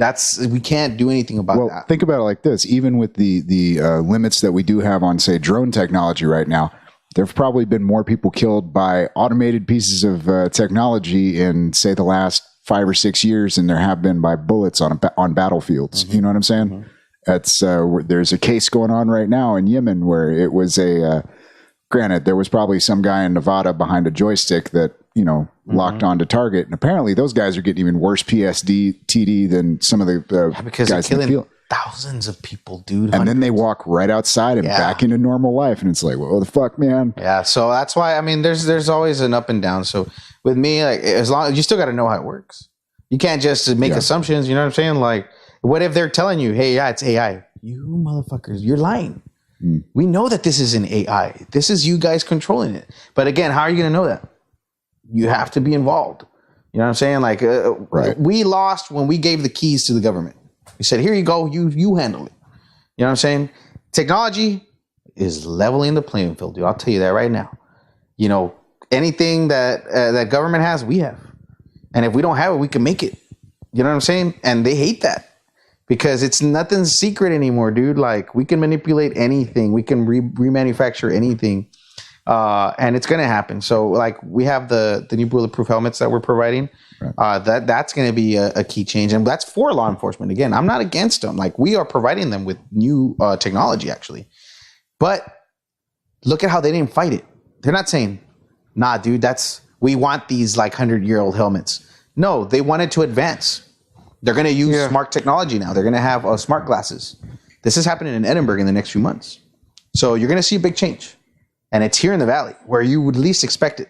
But I think that's why I want it here, because we never do. And this is the perfect spot to be in advance. Right. Well, this is kind of something we had when we were talking with Mike last week. This kind of came up. The idea of... all right, people you were talking about it as well. You know, that cop gave me a ticket. Fuck that guy. Well, if, you know, drone A pulled you over and gave you a ticket, and then, you know, supervisor B comes over and goes, hey man, what's the problem? What happened? You know what I mean? They get to be officer friendly. You give them that opportunity. I mean, but again, you're not going to fight the machine. You're like, fuck, it caught me. That's it. That's as far as it goes. You're not like, I need to find out who manufactured this motherfucker. I'm going to go find him. Like, that's it. It's done. Yeah. How many people hold in so much anger because they were wronged by a person? Students get crazy because teachers are horrible. You know what I'm saying? Yeah. And they don't do anything about other students bullying them. All these things that we could just eliminate. But you know what? I feel like we're trying to slow down the process because we need to have some sort of cleansing system for humanity, I guess. They want certain people to be like gotten rid of at some point, like, because how else do we clear the way for more people to come. We're running out of so many resources, and I'm not talking about like just through like shootings. Just so many ways, war, mass destruction of people. Like, so. And you got to stop playing with that, man. I can hear it. Oh, can you? Yeah. So my thing is, I'm not going to fear it. I'm not all about it either. Like it's weird because I understand all of it, but my piece in my head is away from everything. No technology. That doesn't mean that I'm not going to learn it, because what happens when I need to come back and come into town and do stuff or whatever the case might be? Like, I have to know how to manipulate everything. Okay, well, honestly, I think this is a great example, man. I've used all kinds of kitchen technology, blenders, food processors, the Instacook, this, that, the microwave, blah, blah, blah. Dude, you give me a solid steel pan and a sharp, big knife, and I can do anything in the kitchen. Yeah. And I got to that point because it's like, okay, I understand what this does. I understand what that does. I just need these. That's all I need. Yeah. And I think... But it's because we were fortunate to know that how to use those things. I've seen so many people, like, they try to use the stuff that we used in the 90s, like try to show a young kid shit we had in the 90s, like, oh, they don't know what the fuck is going on. They get lost, and it's simple tech. Yeah, the shit we have now is fucking ridiculous. Like, you can actually, like, I can completely destroy this phone's programming by connecting it to my computer and doing shit to it. Right. You can't do that to a fucking cassette player. I mean, unless you like bash on it, or you know what I'm saying? Like, so stuff like that. It's crazy, like how lost they are. And we're fortunate. If we were around without internet, we're fortunate. So I really do think that we just need to, like, slow down, don't judge as much, and kind of just give it a chance. Let's see what happens. Maybe we'll end up being happier with that situation than to being oppressed all the time by a person. You know what I mean? And if a machine oppresses me, well, shit, we'll have to figure that one out too, right? I mean, it's going to happen. We fear that shit too. I, Robot, the movie. You remember? Skynet could catch these hands too, man. You know what though? I've heard a lot of, like, people that are involved in AI studies. They say, dude, if we could do that, oh my God, we would be so impressed. Like, because they cannot pull that shit off. Like, dude, as the bombs were falling, there'd be some engineer going, God damn, that worked. That's amazing. You know what I mean? Like, yeah, dude. So they know where we're at. My thing is more with the space troll, man. I'm ready for that shit. That's just gonna happen. I'm gonna stay, but I want to see what the fuck they do. You know what I mean? Like, I want to see where they're gonna go with that shit. I've been having these arguments kind of off and on for the past couple of years with people. Not really arguments. It is a point of contention because it takes a different mindset. Like, don't get me wrong. I'm one of the first motherfuckers that wants to see humans in space. You know what I mean? Not me. Not in. Well, no. Not them. Yeah. Not in orbit. I mean, actually out between the fucking planets in space. But here's the thing: to get there, all right. You brought up the idea of, like, limited resources. We don't really have limited resources. What we have is the limited means to get it. Like, think how there was a story a couple months back where they had something like the largest cherry crop ever up in the Great Lakes area because global warming, go figure. Really? Yeah, they had a perfectly moderate, like, summer where it was just like winter just kind of eased off, and then, like, it's happening everywhere, dude. But here's the thing: you know what they did with the excess of that?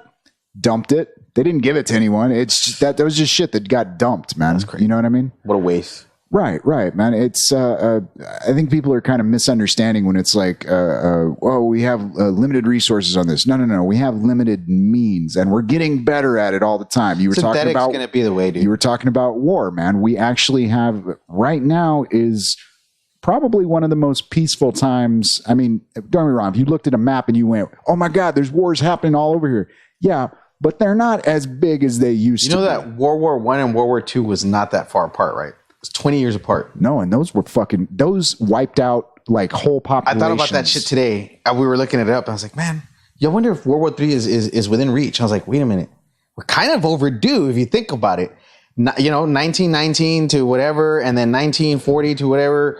We're kind of overdue now. World War III, if it's going to happen, it's going to happen within the next 10 years. People have pointed out, again, since World War II, that we've kind of been in a constant state of warfare. And yes, Cold Wars all over the world. And it's not a good thing, but I think we're getting better at it. You know what I mean? Which is bad. Well, no. I mean, eliminating bigger numbers. No. We're eliminating fewer numbers. I agree with him. That's fine. You can agree with him all you want. I'm telling you, the numbers are literally that we're killing fewer people through warfare. We're killing people more efficiently through warfare. Explain that to me, though, because I'm thinking a drone. One bomb kills a whole town, over 100 people. Right, but that's not. It's more like one bomb wipes out an entire building, and if they target the wrong building, now that's another thing. We have probably more. It's the word collateral damage, because that's the thing. You can live within miles of the war zone, and that's not going to hurt you until they start lobbing explosives, and then whoopsie, we took out a wedding party. You know what I mean, or a school bus full of children. Yeah. The potential for collateral damage, which is a fucked up word, let's be honest, but that's what it is. It's unintentional casualties. The potential for that is far greater now, because you don't hear the booms and go, oh fuck, we got to get out of here. You go, oh shit, it's I guess fucking insane that they just chill, dude. They're like film it, dude. They're like filming it from like across town. Yeah, man. Dude, look at that shit going on over there. I was like, what, dude? Get out! Like, well, dude, think how surprising someplace like Syria and Yemen is, where just like 10 years ago, you're like, no, these are thriving modern metropolitan cities. And then, you go back Crimea, even you look at some of that, and they've just kind of devastated it, because nobody was kind of expecting it. And they were like, we're going to take the whole town down. And it's like, okay, all right. And it drags out a little bit, man. Because technology is better on both sides. Yeah. That's good though. I guess even at the plane, but again, we don't know how to deal with it yet, man. It's too much, dude. Like it can be really destructive. I don't know why it's like that, but again, I think it's because we need to kind of thin out the herd every now and then. Well, sounds horrible, man. Well, it's kind of like what the conversation that goes around guns in this country, where it's like, you can buy a 50-round magazine, AR rifle that's accurate to 100 yards. And it's like, okay, but most shootings are done with cheap handguns and shotguns. Yeah, like 10 yards. That's always been one of my points when it comes to that. And the biggest rebuttal that I get with that, and it still kind of makes me feel a certain way, is that if people are gonna kill, they're gonna kill regardless, whether it's a gun or it doesn't matter, a knife or whatever. My rebuttal to that is all three of us can get run over by a truck, right? When we walk out the door every day, you can get run over by a truck, right? Yeah. But if I fucking go literally and stand in the middle of the road, does it increase my chance? Of course. That's all the fuck I'm saying. Yeah. So what I say to them is, and people are gonna hate me for it, and I stand firm by it, is I don't have a problem with you having guns. Have your guns. I'm not saying you shouldn't be allowed to not have guns. I've never said that. All I've ever said was, if you are a regular living civilian, like we all are, because none of y'all are cops or FBI or whatever. Military is what you're looking for, or military. No, even cops. No, they're not. Okay, that's part of the conversation we didn't get into with Mike over there, man. But like, look, cops are not engaged in warfare, and the moment that they think they are engaged in warfare, they're the fucking problem. Motherfucker, have you been to Chicago? Well, I mean, right now they had the task force that's going to Mexico. But to finish, all right, Mexico's a whole different story, man. Yeah, but it's like war/civil war attitude. To finish my point with that is if you're a regular civilian, there is no reason at all. I don't care and I've heard it all. If you're a regular civilian, there's no reason as to why you should have automatic weapons, automatic anything. Yeah. And if you need that kind of firepower, it's probably because you are doing something that you're not supposed to be doing. You know what increased the sales of automatic weapons here in Texas? Feral hogs. Yeah. They hunt them out of helicopters at this point, and they kind of have to. I have always said, like, you're right. Like you probably don't need that high end capacity and stuff like that. It doesn't hurt to learn it. I mean, but full auto rounds, first of all, waste a shitload of bullets. like it's nothing. Remember when we've gone shooting? Yeah. This is our single shots. We had the AK. Okay, you remember that one time we were in the range and the dentist brought in his everybody just came around. Yeah, he had an AR. What was it? No, he had an AK. Oh, really? Yeah, but that was the thing. Oh, that's right. It was the short, the snubby one. Yeah. But that was the thing, man. Is like that's the people that own automatic weapons. They're usually people who own them because they either A, like guns, or B, they have way too much money on their hands. Yeah. They're not going to be the guy that goes, I mean... It's not useful. Yeah. It's really not. Yeah. If you talk to anybody in the military, they don't do full auto. They do 3-round burst. Because it's stupid to waste all that ammo and you can't aim. And it's not only that, man. Like, it's, again, we go back to the same thing. I can make an argument for the AR as a platform if you want to go that route. No. What I'm saying is, like, murders are gonna happen regardless. You know what I'm saying you're not gonna stop crime. I get it. Yeah. That's not what I'm arguing when I argue with these people. And of course, all these people that I argue with are gun owners. Yeah. You know, so that's not what I'm arguing. All I'm saying is decreasing the chances of mass shootings when maybe out of 5 of them, maybe 3 of them didn't have to happen if there was better gun control. But you have Timmy over there, not 19 years old.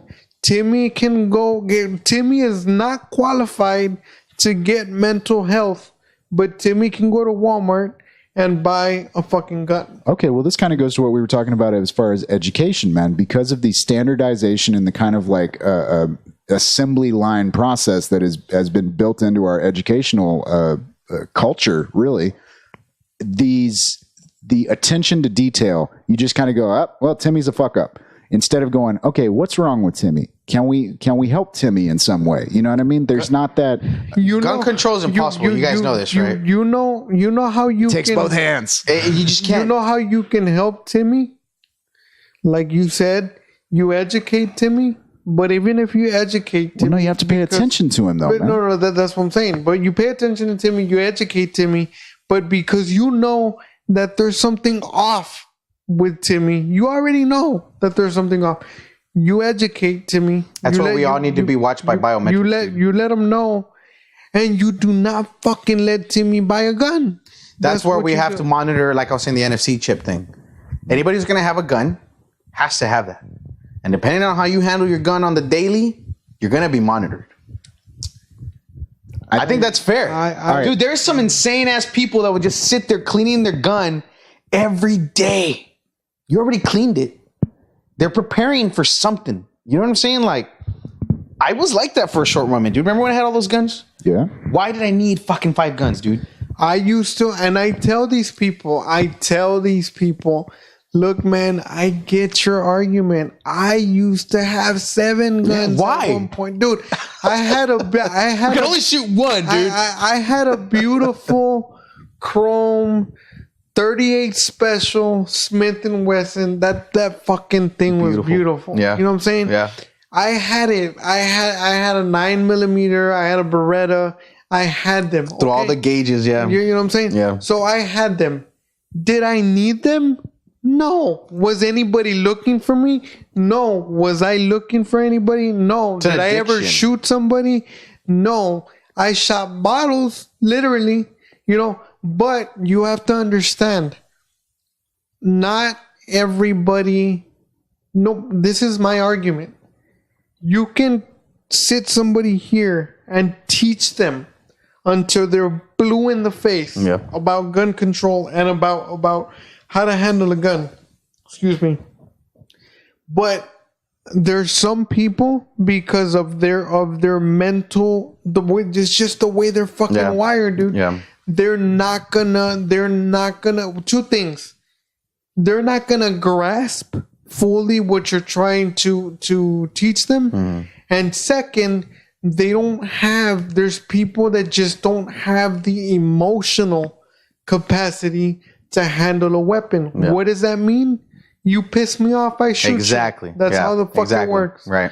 You know what I'm saying? Motherfucker can look like a deer, but I mean, I'm gonna shoot you. Right. You and a lot of people, and I hate when I hear this shit, but you can stop and think. You can. It doesn't mean that they can. Like I said, gun control is impossible. Do you know how a gun is made in El Salvador? No. A shotgun is made with 2 metal pipes, one having a larger diameter than the other, with the larger diameter having a pin at the end. You could put a nail in it, whatever. They just weld it on there. So you get a shotgun shell, you put it into placement. That's a shotgun. How much could that possibly cost? I can find a welder anywhere. You know what I'm saying? It takes you like 5 minutes to weld those 2 sticks together.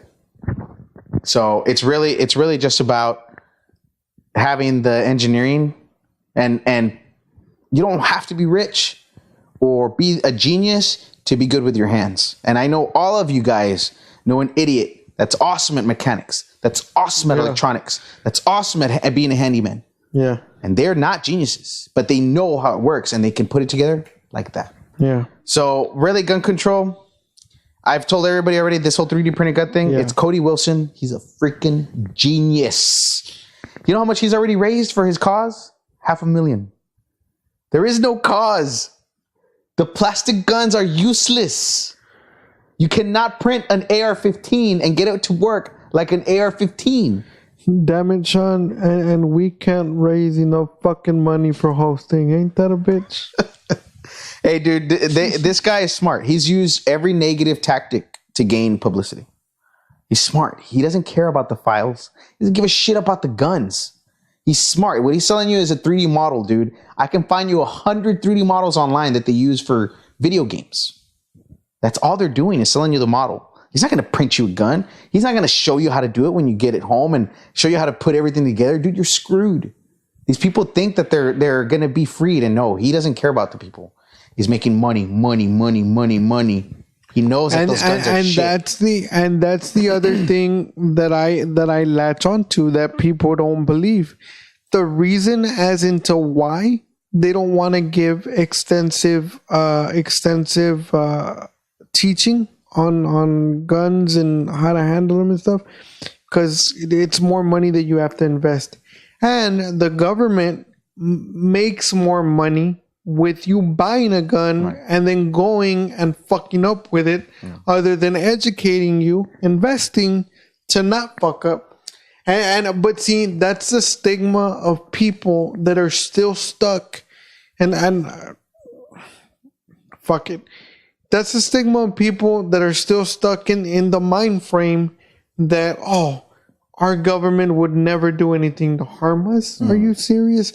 They take care of us. They do it all the time. No, they don't. What people need to understand is that people with the money that you were talking about, they're in it for them, bro. Yeah. And this goes back to the conversation that we were having off camera, that it goes back to the soul selfishness of one. It's what can I do for me that's gonna benefit me, no matter who I trample on. As long as I get what I need or want. To throw this out there, and this is a selfish argument, the rich dentist out there who puts the, what is it, like $3,000 for the A-class license, or what the hell is that called? Yeah, it's the class 3. Class 3, there you go. Anyway, man, you put down the money for that, and he goes out and he buys himself fucking 100 different guns, and I want this one from the Czechs, I want this one, that. Okay, the amount of money that he puts into the system, buying some weird little new polymer gun and all that, what that basically means for me 10 years down the line is I can walk into a gun shop and buy a reasonable, affordable priced weapon that is a tool, just like my kitchen knife, just like the basic tools that I use, and I can stick it in a drawer somewhere and never have to fuck with it. All I need is that one gun, because it is it's a well-built and well-tested piece of technology, all because Sparky wanted to spend, god-awful amounts of money down at the range putting bullets in the back of a fucking cement wall. And granted, because of that, there's also the risk that somebody breaks into his house and steals those guns. But I'm going to guess I've seen Sparky's that also a lot where like people see what kind of guns you have. Yeah. And they like 5-6 gangsters show up at your house trying to get, obviously the guy's ready, right? Yeah. He's a crazy, he's a nut. He's like ready to go. But yeah, you're calling attention, but people are not scared to steal guns. You know what I mean? It's crazy. Now to go back to what you were saying about 10 minutes ago, with the robot. So I want to touch on a little bit again, because I was going to tell you something, but it slipped my mind and I remembered. Back to human error, right? So you have this robot, you worked on it, fixed it, got it to do everything you wanted to do, and you give this robot a gun. So again, bare bone about it. That robot jams and shot an innocent person, kind of using the same scenario that these cops use of like, oh, well, I mean, what they say is they felt in danger, so my reaction was to shoot. You don't ever give a robot a gun. You give them non-lethals. Okay. Always. Whether it be electric shock, bean bags, any other form, netting, other than a gun. And that's what I do support, and that's what I'm with. Because, again, going back to what you were saying earlier, you give it non-lethal, shoots, it's going to knock him out. Right, that's all you want. He's going to continue to live. If they shoot the robot, you take it back, fix it. There is no loss of life. Right. You know what I'm saying? So that's the part that I'm with. But there's people. My main point to that, man, is that it's in the brain of the human being that thought doesn't fit in their head. Yeah. And I don't know if it's back to explain that a little bit. What do you mean? Talk about the robot. No. What I'm saying is the thought that well, it goes to with what I was going to say right now. I don't know for the human being, the human mind. I don't know if it's because it's a sense of empowerment that like I have to have it.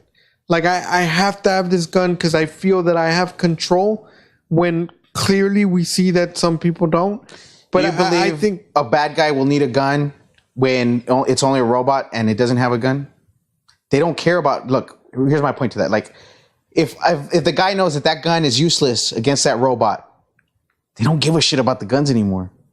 You know what I'm saying? Mm-hmm. That robot's gonna take them down with non-lethal ways. So what happens is the guns start to dissipate. There's no guns because they know that they don't serve a purpose other than to hurt people. But you can't hurt a robot. You know what I'm saying? So you're eliminating the use of the gun long term.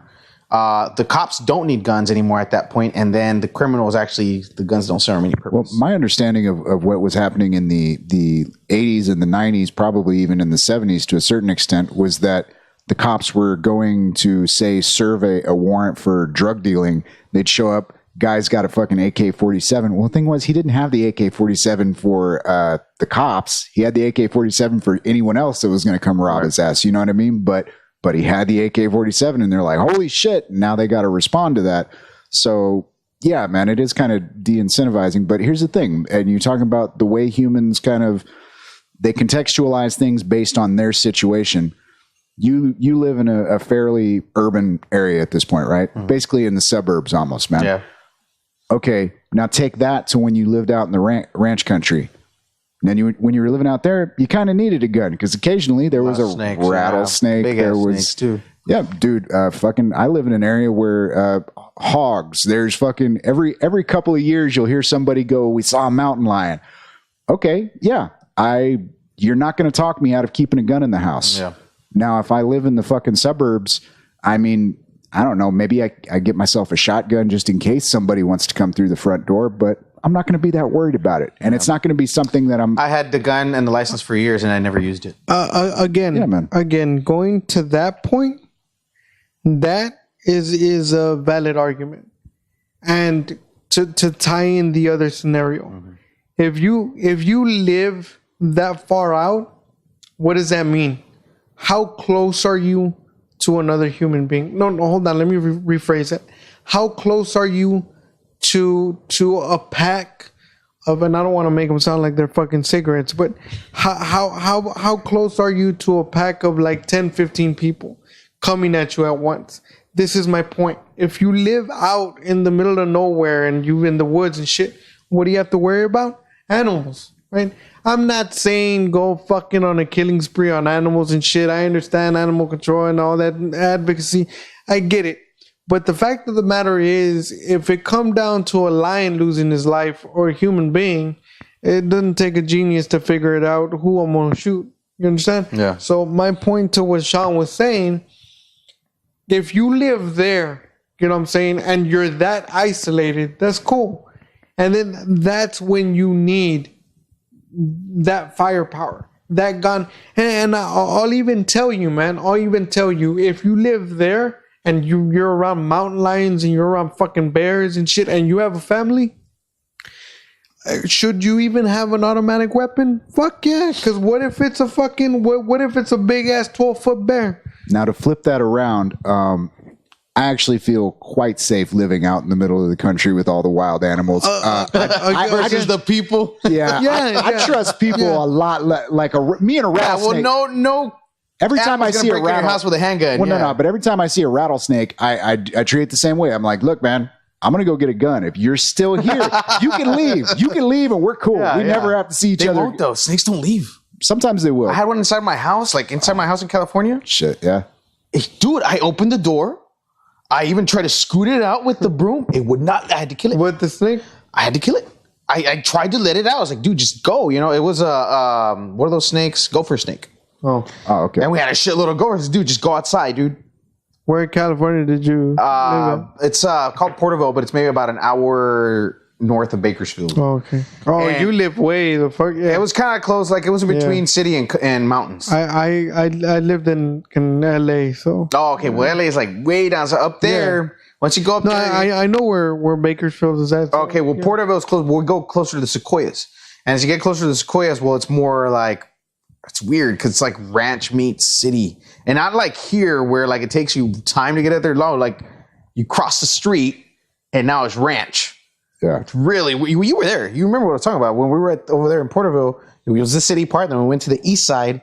Right. It became like instant half country. It was weird, and there was a snake there, but not something crazy. But nothing that I needed to go and get a gun for. I killed it with my guitar actually. Smashed the fuck out of it, dude. Poor guitar. Hey, dude, I was so pissed. Like, but hey, dude, have you ever heard a snake hiss at your ass? Directly at your ass? Like, I'm gonna get you? I haven't, but I probably should. That, dude, it's the loudest fucking thing they can do. Bro, you don't even have to fucking go that far, dude. I have a possum problem here, right? I'll leave the Tequaches alone, man. So I have a back door, you know, towards this side of the house or whatever.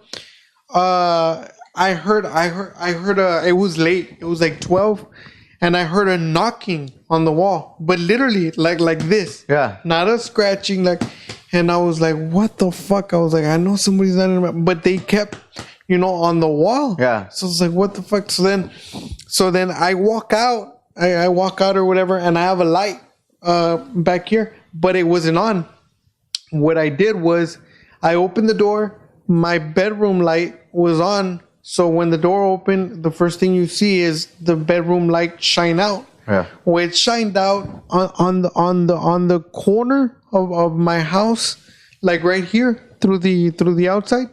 There, I mean, I use this as an example, but it was on this side. But on this corner side, like there was a fucking a big ass possum hooked onto the wall.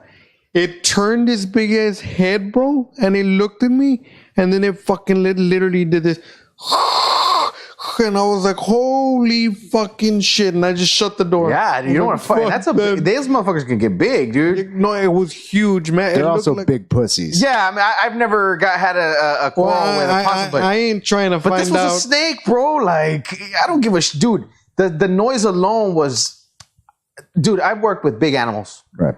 Bulls, fucking huge dog, whatever, you name it.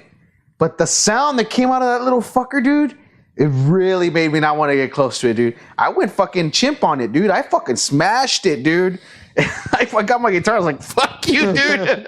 You're going to die today. But I tried to let it go, dude. And we would not leave, dude. And I think it was so hot out there that it really just wanted to chill inside. That's why I was in there. That's the third time I have experienced that. A snake going inside the house and shit like that. Okay, well, and this is just talking about guns. If I had a gun, I would have shot the motherfucker. I'll tell you that. Well, okay, let's kind of like I'm gonna make an attempt, guys, to bridge all of these topics together here, man. Good luck. It's about it is about understanding in context, man. Like, all right, like people are kind of afraid of self-driving cars because it's like, well, what if it fucks up? And it's like, motherfucker, do you know how often people fuck up? There are people who are afraid of guns, not afraid of gun violence. They're afraid of guns. Yeah. Like I've been in situations where it was like, dude, you can't have that here. You can't, dude. I can't be around. It's like, okay, I get it. I think you're wrong, but I get it. But here's the thing. Spiders, man. Smallest fucking thing. I have those wolf spiders out at my house, which they look fucking gnarly as shit. And granted, if you go with them mamas with like 100 babies on her back, you just don't fucking... I've seen people go to step on it. It's like, leave it alone. Because that's just going to be 100 more fucking problems. But here's the thing. You know what a brown recluse looks like? No, and I don't want... It's one of the most innocuous... It's skinny little... It looks like the wimpiest little fucking spider. And it'll fuck you up, man. Yeah. Now, Black Widow, on the other hand, those will chase you, There's man. a shitload of those motherfuckers around. I threw one like 20 yards away one time. It was on a board and I just like flung it. And then like 15 minutes later, man, this thing's coming back over the lawn, like towards me. I'm like, motherfucker. Fuck that, dude. But yeah, man, it's about understanding. You talking about snakes, talking about the possums, man. I've had both snakes and possums hiss at me. And I'm like, fuck you, man. You ain't gonna do shit. Whereas I've had a rattlesnake just sit there quiet as fuck, and I almost fucking... You know that motherfucker's gonna do something. Dude, shit, I almost fucking had a goddamn coronary, just like, motherfucker, because it's that understanding of where the danger lies. And to kind of tie into like with what you and Sean were saying earlier again about the value of life. And you said, I trust more an animal than I would a human being, and so on and so forth. But it's just crazy how like you have to go through these experiences these experiences actually make you value and prioritize like what you need to in your life. And I'm not talking about a possum or anything like that, but like coming face to face with shit like that. Like when I was in LA, dude, and I'm pretty sure you know, I like I said, I lived in Los Angeles, but at night when you get closer, because I lived closer, there was a point where I lived closer to the Glendale area. Right. Mm-hmm. So at night it's surrounded by mountains. So at night, what they I don't know if you know, but what happens is the coyotes, they come down to feed, and they literally come, like you'll see them cross the fucking street. Yeah. You know what I'm saying? So I remember one time I was waiting for the bus because that's the way I got around over there, just public transportation. And it was like 11 o'clock at night. I was waiting for the bus to get home. And literally, man, I saw one go behind the bench first. I glanced at it and I thought it was a dog, man. And I whistled at it. And I went like that to like come over. And it did, and I was like, hey. And then when it, fucking dog. when no, hold on. I still thought it was a dog, right? So when it literally got like 5 feet away from me, I was like, hey. And as soon as I said, hey, he opened his mouth, dude, and I just saw them big ass fucking jaws and teeth, and I was like, holy shit, that I'm not a fucking animal scholar, but that is not a fucking dog, And then it just stared at, and I was standing right under a street light. So he stood there and I stood there and I was frozen and I was like, holy shit, like, did you die? That's a coyote, man. Like that's exactly my point though. Yeah. I was like, it's a coyote. And when I saw it, so I started moving back slowly moving back. When I started moving back slowly, dude, he started moving forward slowly. That's not what That's when I shit my pants. I'm not gonna fucking lie to you. I started praying, bro. I was like, well, now here's the thing. When it comes to understanding, like if once you've been around coyotes a while, you see the one in front of you, you're not worried about him. You're worried about his five friends that are. They don't attack like that. They're distracting. They distract you. They always have one to call your attention. Thank God that night it was just him. There was nobody behind me, and he was following me. What I found out later was that my friend told me, and then she was like, "Wait, you said you were under a street light, right?" And I was like, "Yeah." He's like, "Dude, you're not supposed to do that because what happens is they get blinded, and then what they do, they can't see you. So their instinct is to follow the shadow. So what he was doing is he was following your shadow." And he's like, "The only thing that you'll never guess is like if he's hungry, you're fucked. Yeah. You're literally fucked. All you can wish for at that point," which he was like, "I'm pretty sure it was your situation," is that he had a full belly. Because, dude, eventually, this is exactly what he did. He kept walking towards me. He got closer. I was completely shit on. There was no more shit left in my rectum. It was all in my pants. You understand? So, and I ain't ashamed to say that. Fuck you if you think it's funny. You go stand in front of a fucking coyote. At his ass right now. Well, yeah, I can stand outside at night at my house and hear 20 of them talking to each other. There's a lot of those motherfuckers out there, man. So then eventually, this is exactly what he did. I've never had problems with bobcats. He literally looked at me, looked away, turned around, and left. And that's, brother, when I found out Jesus existed. Prayers worked. That's crazy, man. I've never had that situation. Because I've been close to big animals, but usually I'm in my car. You'll have a bobcat, run across, or a huge coyote, but I'm nowhere near a land. How many people get killed every year by deer? You know what I'm saying? Yeah, they're huge, man. Have you ever traveled North Texas, dude? You know what I found weird, man? Here's the thing. I always thought we had small deer down here. Apparently the deer down here in South Texas are abnormally large. Dude, I'm not kidding you, dude. I saw horse-sized families driving. I was so scared, dude. We were going 5 miles an hour. I was like, dude, do not hit one of these things. Because they were scattered all, dude. Massive buck, dude. I was like, dude, I've never seen such a huge animal like that, dude. I've been around deer. We work the ranches all the time. These things were really big, dude. I thought I was seeing a moose, bro. Yeah, huge. And Bambi's nice, bro. But what a lot of people don't know is, have you ever pissed a deer off? Oh yeah, dude. These are some mean fuckers, dude. Shoot at one and miss. Yeah, exactly. And one started going after my dog one time. I thought I was going to have to whip that old gun out, man. They're dangerous motherfuckers, dude. You wouldn't think so, but those animals are dangerous. Dude, the most dangerous thing you can run into in the bush out here, I mean, rattlesnake fine, that they don't want to fuck with you. Javelina. Oh yeah, they're wild bitches. Yeah.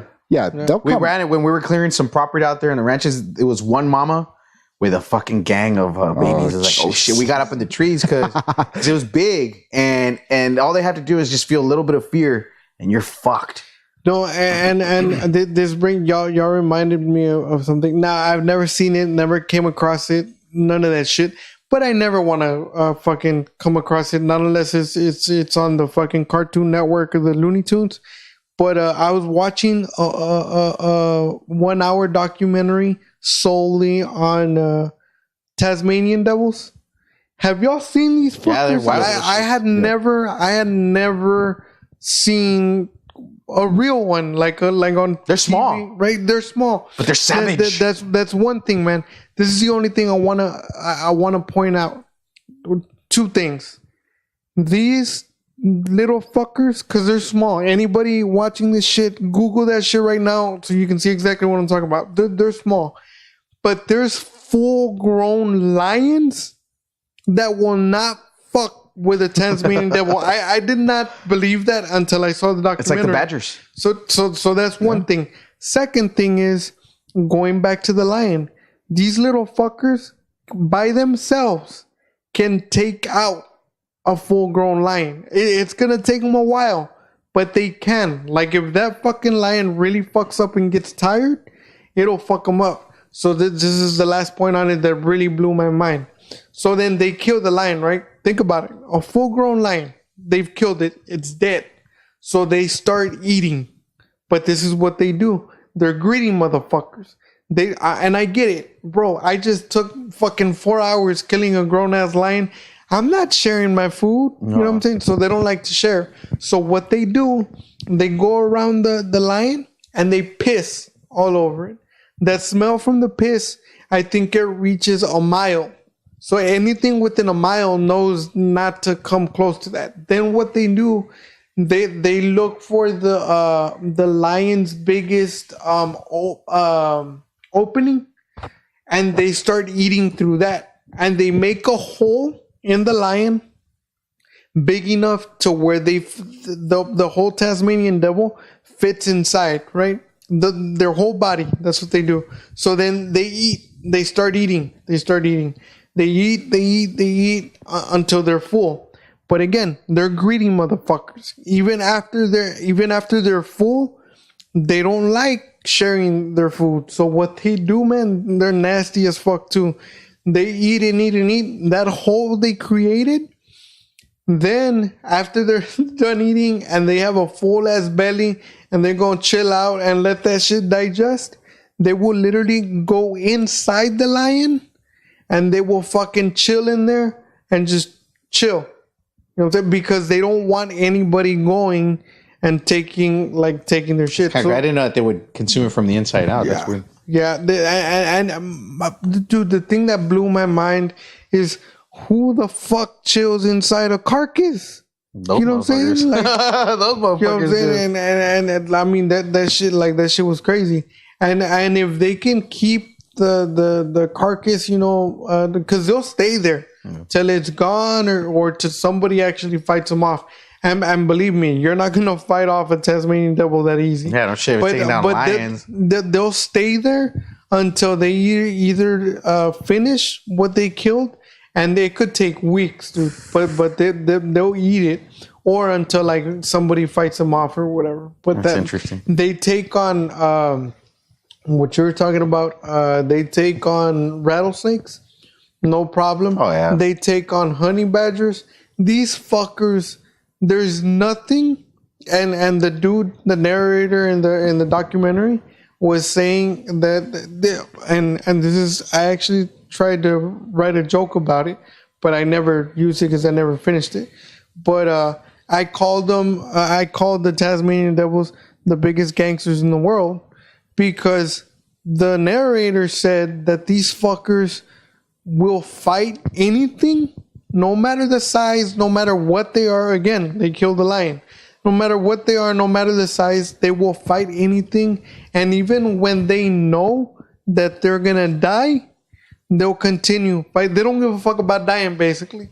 And I was like, if that ain't gangster, I don't know what is. Fucking real warriors right there, bro. Barroom wisdom, man. Don't be worried about the big dude with the muscles. Be worried about the little guy who's got the knife. Yeah. Sure, right? Yeah, well, we're coming up on 2 hours right now, man. Oh, shit. Time flies by when yeah, man. This is supposed to be, what, 45 minutes? No. Again, we're talking about guns and society. Yeah, it goes on, man. Do people really stick around for all 2 hours? We fuck them. We do this for us. Yeah. But hey, man, let's. Yeah, guys, fuck you guys. I love you, but fuck you. But let's get to the let's talk about the charity that's coming up in a little bit. You briefly mentioned it earlier. Definitely. So take real quick, because I know you're going to talk about that. And we just talked about the 2 hours. That's not to hurry you up. If you got time, we're not running you out. We got time. We want you to get everything out there that you feel that you need to get out. We don't have a time limit on these things. Okay. And like Sean said, if they want to listen to it, they will listen to it. I'll remind you, Joe's listened to every single episode in its entirety. So cool, man. Thanks, Joe. Thanks for watching that, man. Yeah. Joe, we're with you, man. Okay, no, yeah, it's so these little guys are what's really special to our company. And since we started doing the prosthetic cans, basically what we're doing is we're 3D printing prosthetic cans for people in need. In fact, before I came here, I was trying to 3D scan a 4-year-old's hand because we're trying to build him something because he's going to school pretty soon. So we're trying to raise money, and we've got the GoFundMe online. We have a fundraiser on Facebook, and now we're doing a fundraiser at Yerberia Cultura. And what we're doing is we're actually... That's what that was. Yeah. Is that Give a hand? you? Yeah, give a hand. It's like a kid with a robotic hand. I saw that. Yeah, that's our company. You're working with Rick? Well, yeah, I talked to Rick. Basically, Rick is working that. This is on the fly. Yeah, Rick. Yeah, Rick. He actually said he was going to promote it. If he is, that's awesome. Hopefully it gets out there. Rick Cano, for those of you who have no idea who they're talking about. Now, this little guy is actually going to be raffled there. This is, again, remember the cost of it? It's $3,000. So for $15, you can buy a raffle ticket, and you can probably end up taking one of these home. So in other words, a $3,000 product, for the people watching, a $3,000 product, you can take it home for $15. And it's not like you're ever going to find something like this for $15. And the chances of that happening for you, I just want to let you know, that are very high. Yeah, so. Actually. Because there's got to be a certain amount of people that enter. The more tickets you buy, the higher your chances are. So buy tickets. Yeah, there's no limit to how many they can buy. And then we're going to announce the winner at the event at the end of the night, probably somewhere around... when is this again? This is on September 21st at Yerberia Cultura. It starts at 8 and it ends at question mark.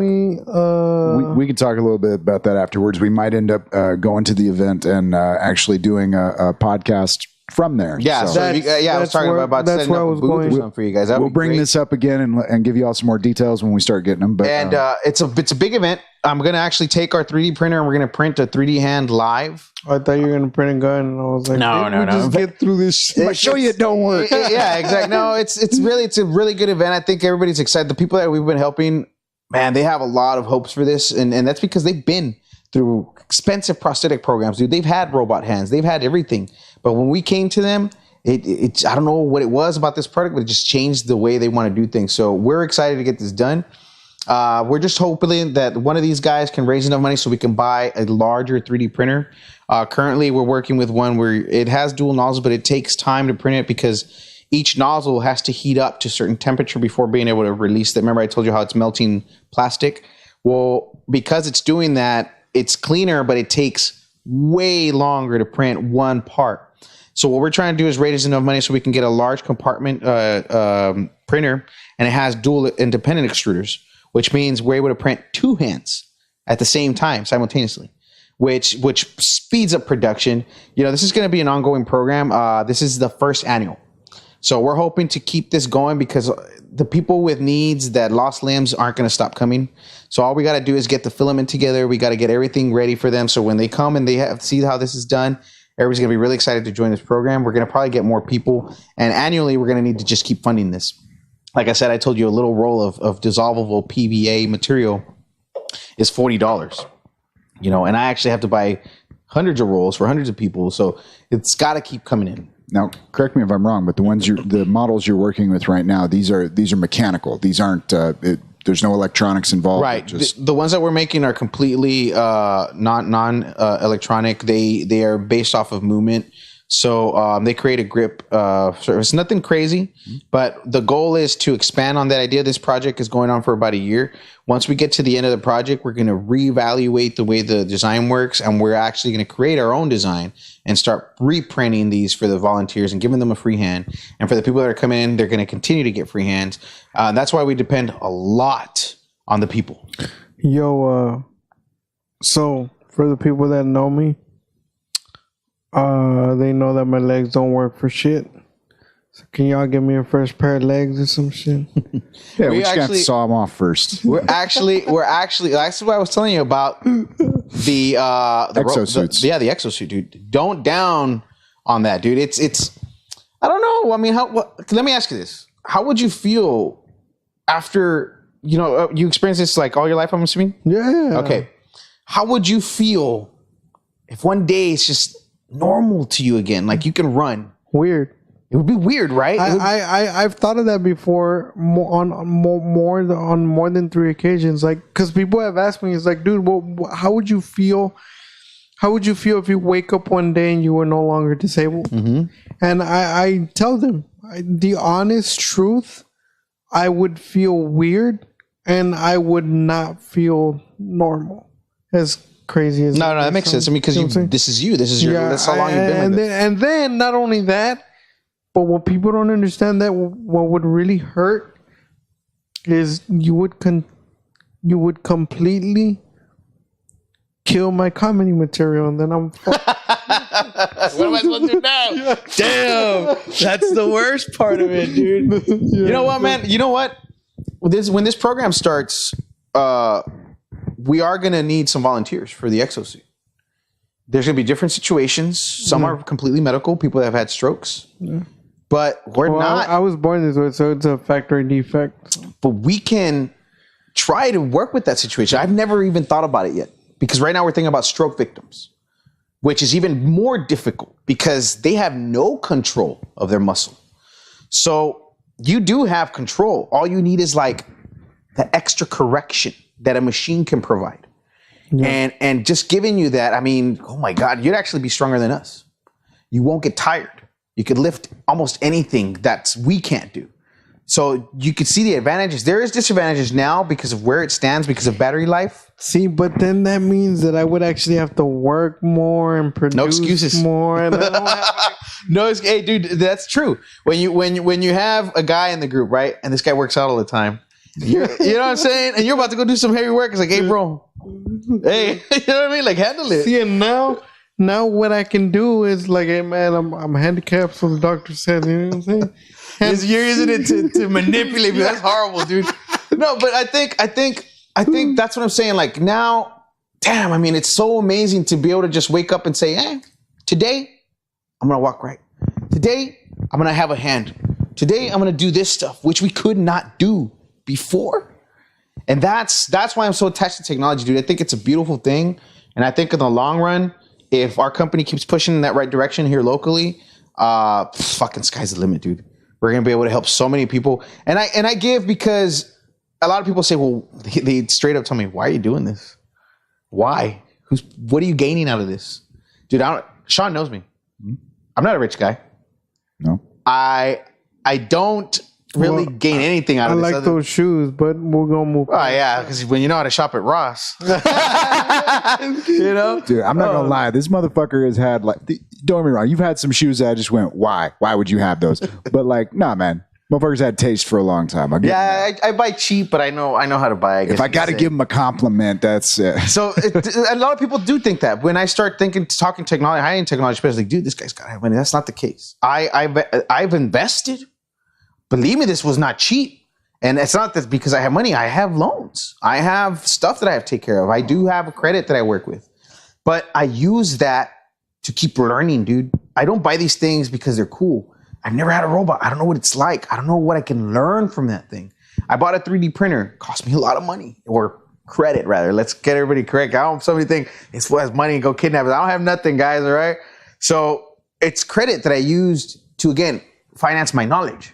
Now I know a shitload about 3D printing. I know a shitload about robotics that I did not know before. Yeah. I'm in debt like a motherfucker, but I know it.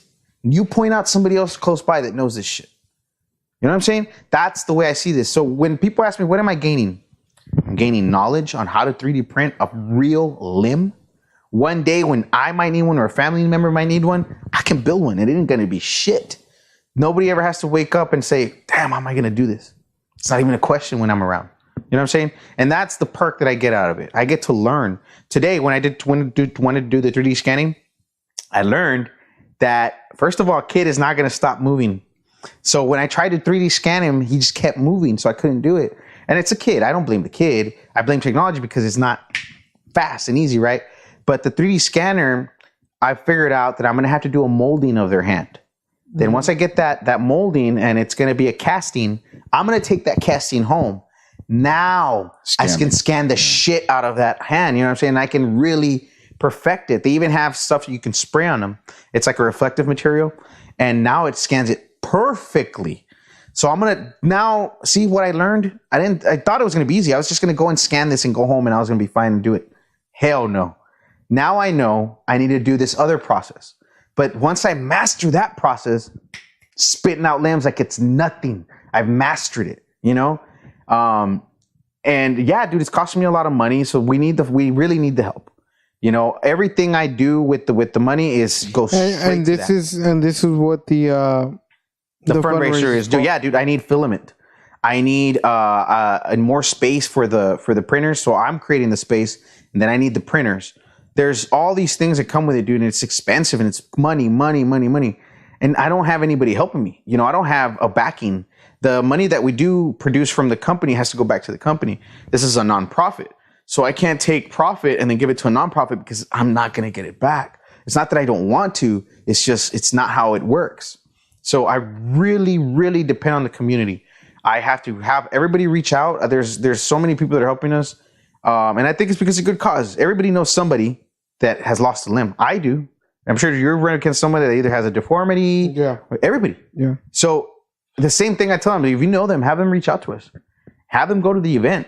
It's going to blow their mind, dude. They're going to be like, what? I've been dealing with this for years, and we've been able to print these things for 5 years now.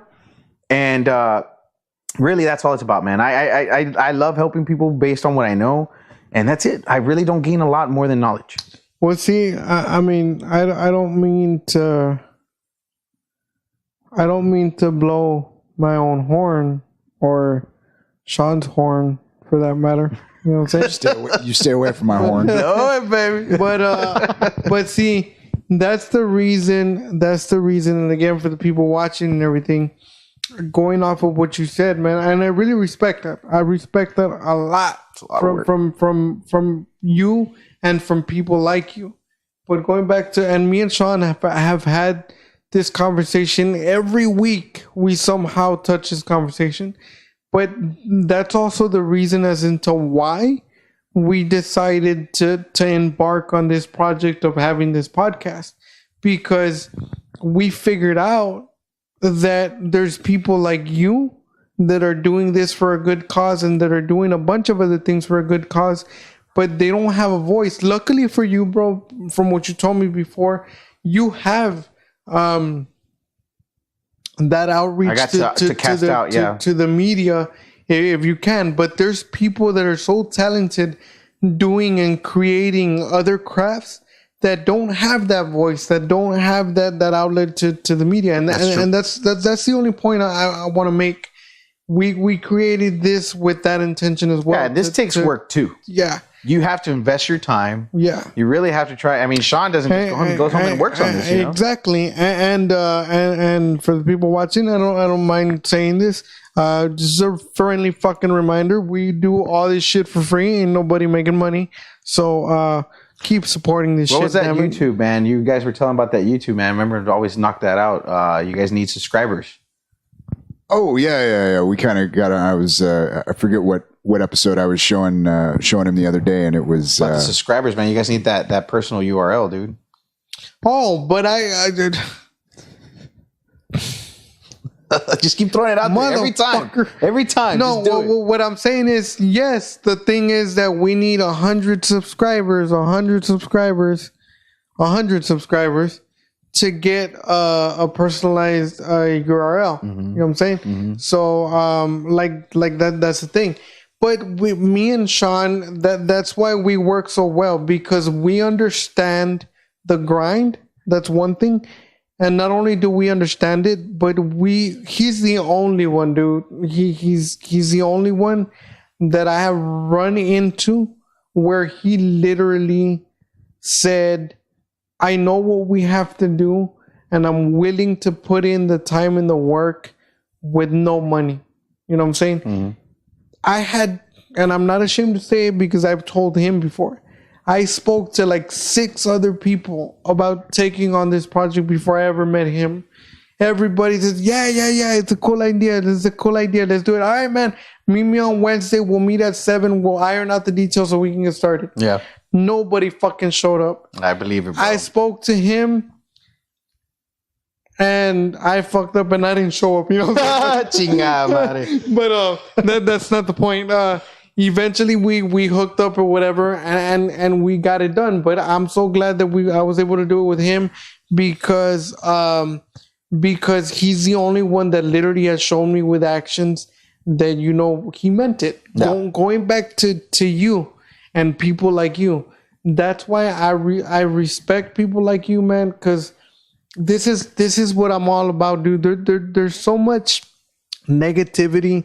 There's so much bad shit going out in the world. You can go out right now, dude, hungry as fuck, and you can go up to a person, hey man, can you give me $1 just so I can give me a burger? People ain't gonna do shit for you, man. So that's all I'm saying. People that do shit like this out of your own time, your own pocket or whatever, for a good cause, like that's what we need, and we created this outlet to help people like you and people that are trying to do this for a good cause. Now, just to be clear, I'm helping them. I've been having this conversation with this motherfucker for years. No, you know what? And it's amazing that you guys said that. Wait, because, when you said I'm helping them, what do you mean? They don't know, man. Like, that's what okay, I kind of see what you're saying, though, man. It's like you run into people out in the world where it's like, fuck, dude, this guy's doing this is good shit, man. Fucking love it all the way around. Fucking round of applause. You would expect. Oh, wait, I'm the only one that knows. You would expect more from people. You know what, dude? When I started this project, it's crazy. There's one little boy that really stands out. He's 3 years old, lost all 4 limbs due to kidney disease. And what I know a few of the nurses, and they see me posting stuff up like about this kid, and all they say is like, oh, I know him. I was like, oh, that's great. Can you help share? You know, can you pass it on? We're trying to do a fundraiser so we can get this done. That's as far as it went. Oh, I know this guy. They were there when that kid saw his limbs get cut off. They were there when they see the parents going through a dialysis. And yet you can't just share some of this information to help them out. They didn't care. It's nothing to them. I was like, whoa. It really blew my mind. I was like, whoa. Again, we go back to the point that I said earlier that you said wasn't that valid, but it goes back to the point that I made, man. It's selfishness. And you know what pisses me off the most, by the way? One of our audience members told me not to talk about this so much, because he's like, dude, as listeners, there's a lot of us that don't care, but I'm just saying it to make a point. You know what pisses me off the most? Like when you do shit like that and people don't take the time to like share and click that button, dude, it takes less than 2 seconds, literally, and they won't do it. But this is what pissed me off. They won't do it for that, but they will take 5 seconds to share the dude falling off the roof into the pond that landed on a duck. Yeah. You know what I'm saying? That pisses me off too, man. It really, believe me, I am upset all day. But where's that going to get us, man? Nowhere. Absolutely nowhere. That's why I take it as this is a knowledge thing. And that's all I can take it as, man. I have to gain from that. Yeah, man. Well, again, this is another example of where technology is kind of making this easier and more, well, I'm not even going to say more difficult, man. Those that want to be distracted and concerned about shit that has no bearing on anything. Nothing. Oh, he hit a duck. That's fucking great. Don't be wrong. But they still share it. No, but here's what I'm saying. What's stupid is I put a picture of a food that I ate later that day. I got all these likes, comments. I was like, you fucking ass. So you guys did see it. So you guys did see my post, right? I was like, man, dude, it pissed me off, dude. I was like, you know what? It's okay. Because I could easily just get mad and be like, fuck this project.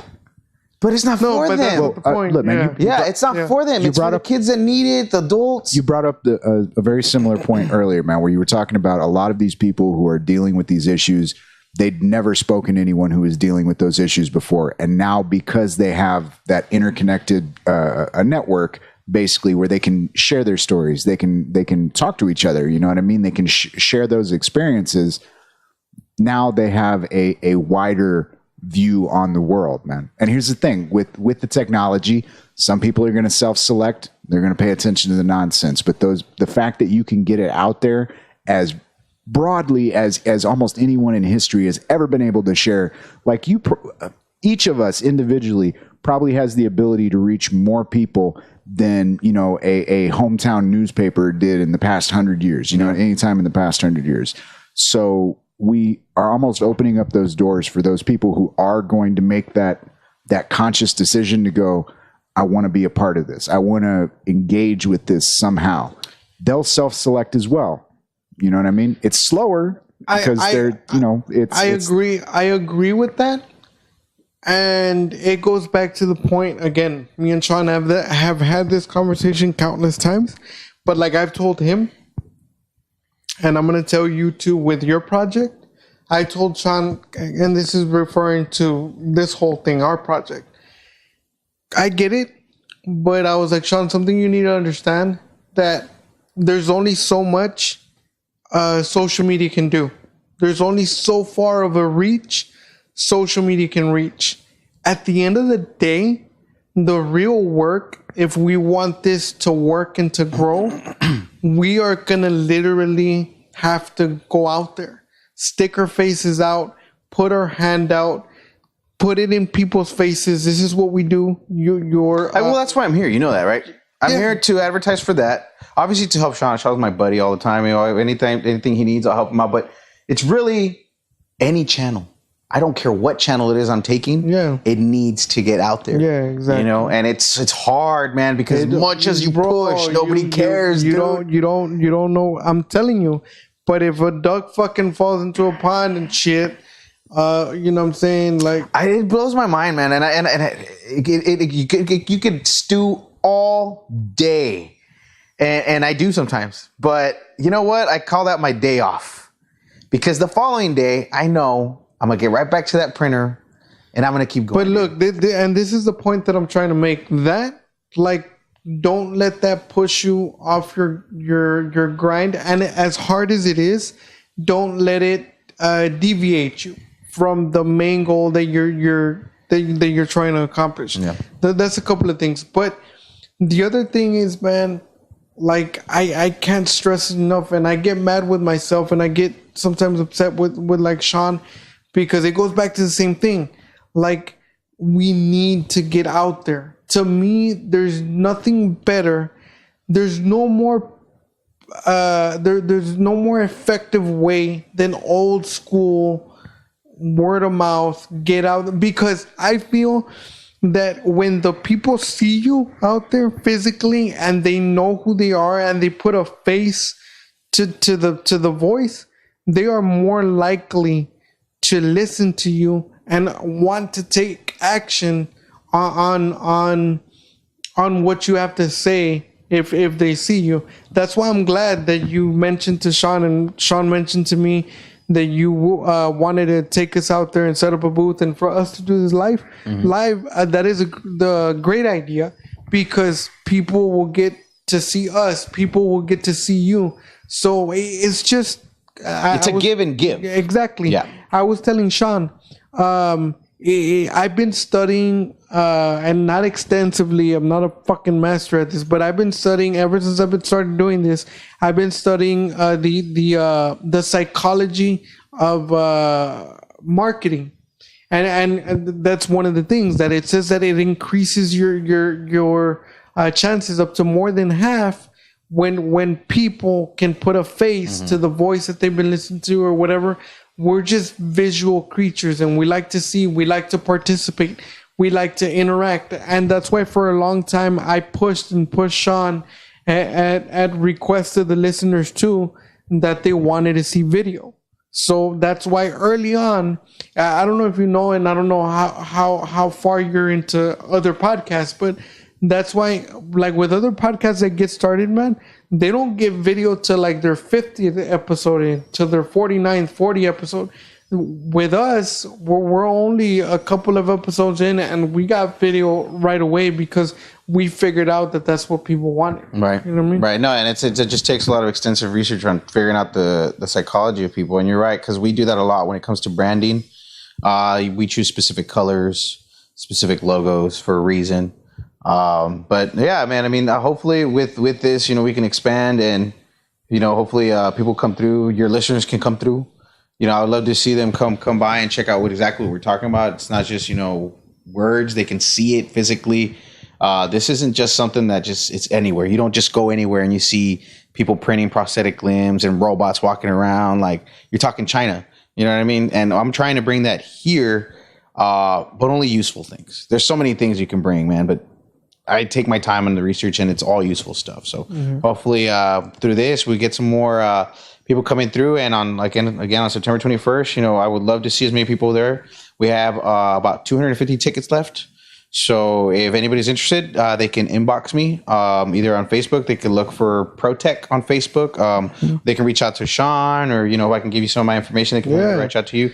And I think you took us right into it. We actually do this as part of the episode or whatever, where you give out your contact information, where they can reach you. And I was about to tell you that if you can let them know where they can find the information, where they can find you, how they can get a hold of the tickets. Which you're doing. So our email is info@protek.store. So that's info at protek protek.store. And then my phone number for the office, you can reach me at 956-348-2141. So if they have any information that they want to find out about, they want to get some information on the date, on the events, or anything like that, I can inform them. If they want tickets, I can go ahead and do that for them too. We can sell them online, or we can sell them in person. It doesn't matter. There's a Facebook event on there where we're selling tickets online. But really, we want to get all this done before 21st. Also, if you guys know of any more comedians or any more acts, bands, anybody that wants to play, anybody that has like a performance, we would love to have them there. They're automatically entered to the drawing. So all they have to do is kind of just come and show off their skills, and they get entered for a drawing. So and then like for the bands, the performers or whatever. Just clarify for me. What do they do exactly to perform? We just tell them, "Hey, you're on," and they just take their equipment. Well, we're gonna have definitely it's gonna be a setup situation where we're gonna have an actual schedule. So we have an event prior to everybody performing. Let's say for the first hour, it's just do an introduction, what we're doing, this and that. Second hour, we have open. So let's say we start off with a band, and then we take a break. A comic comes on, band, comic. I mean, whatever we can get going to a proper situation. Quick question. Does this have to be a clean show? So we're trying to keep it as clean as possible. Well, it's not that. It's that we're all adults. Actually, no kids are going to go, obviously, and stuff like that. But it's more about the company. If you understand what I'm saying. You know what I'm saying? Like, our company has to have a certain stature. You got sponsors. We don't. You know how this goes. I mean, shit, I wish I had sponsors. No, but it's just more, I've worked really hard on this brand. I've worked so hard, dude, and I'm still working on it. And I got you. You don't want to get to a point where you're so big one day, and then they reflect on that one day where you're like, remember that one day these people were doing this thing? It's not. I just try to keep it You spent about 5 minutes the other day just kind of like lamenting the fact that you had done some interview with a newscaster and then watched it afterwards. It was like, fuck. You have to be real careful on the news, man. Everything is on record. So with what? On the news. So if you're just sitting there thinking you're having a conversation, those people are freaking awesome with their memory, dude. They're not writing anything down. They're asking you little questions, and then they're memorizing it to put it in a report. I've had this happen to me 3 times, and I'm very careful now about what I say. It's not something major, but like how we were talking about robots replacing certain workers. Some people got offended by that statement, but they don't understand what I'm saying. I'm not trying to this is not going to replace a nurse right now. You know what I'm saying? Like, I'm just saying this is the future. So let's start getting educated, and they just get mad sometimes. So yeah, you got to be real careful, man. And I think at that event, the news might be present because we're actually doing a live donation. So we'll see if we have to do it early just for the camera, and we might do it early for the camera. Can we clean up our act? I mean, have you seen my act? His whole act is fucking dirty, dude. Like, but it's just more like, because I want to record you guys. Do you get what I'm saying? I want to. You guys are gonna follow the brand. So basically, when I put you guys on air, I want people to be like, "Oh, that's badass!" Like they're having a good show or whatever. They're not worrying about, "Oh, they're cussing." And this and that. They get distracted. I don't care. I would love to hear some badass jokes, right? But that's not how it works, man. Everybody has like this. Especially, I don't know my clients that well. Some might be extremely religious. Some might be, just not into that situation. So I'm trying to make it as general as possible. So. You guys can edit stuff. You can go back and edit some stuff. Yeah, but what the fuck am I supposed to do? An instrumental? Yes, figure it out, dude. Damn. No, it'll be fun. It'll be fun. But what we can do, going back to what you're saying, and I mean, clarify for me. But even if we don't perform, because we do want to be. Well, I'll speak for myself. I do want to be a part of this, and I really do. So I was gonna say. What we possibly can do if we don't perform, going back to shooting the live event of this there, and while this is going on, like Sean was telling me, we can promote as we are. I told him take shirts, take banners. It's basically you guys do your own situation. You know what I'm saying? But just keep it related. Picture yourselves as the news reporters or the casters for that situation. You know what I'm saying? So like, let's say it's like a sports cast and you guys are there just doing the work. And then of course involve the way you guys do your banter, whatever you guys do, and then go from there, man. But it's really free advertising if you think about it. But you got to make sure you grab it while you can. You know, definitely take a banner. I would definitely take a banner. Put a banner on a table, some cards, just put your website on or whatever, and then people will at least join, man. And we're at Yerberia Cultura, so it's like a varying crowd. Like it's a little bit of everything, you know what I mean? So you guys might get some good followers there. You think we can work it out? We'll figure it out. This is a conversation for off camera. But if y'all out there are doing anything creative, entertainment wise, or I don't know. I asked about that because I can think of 2 musical artists that if I tell them today you want to do it, they will say they won't even hesitate. Awesome. And they got like a show going for them? Damien. Right. Damien would do it.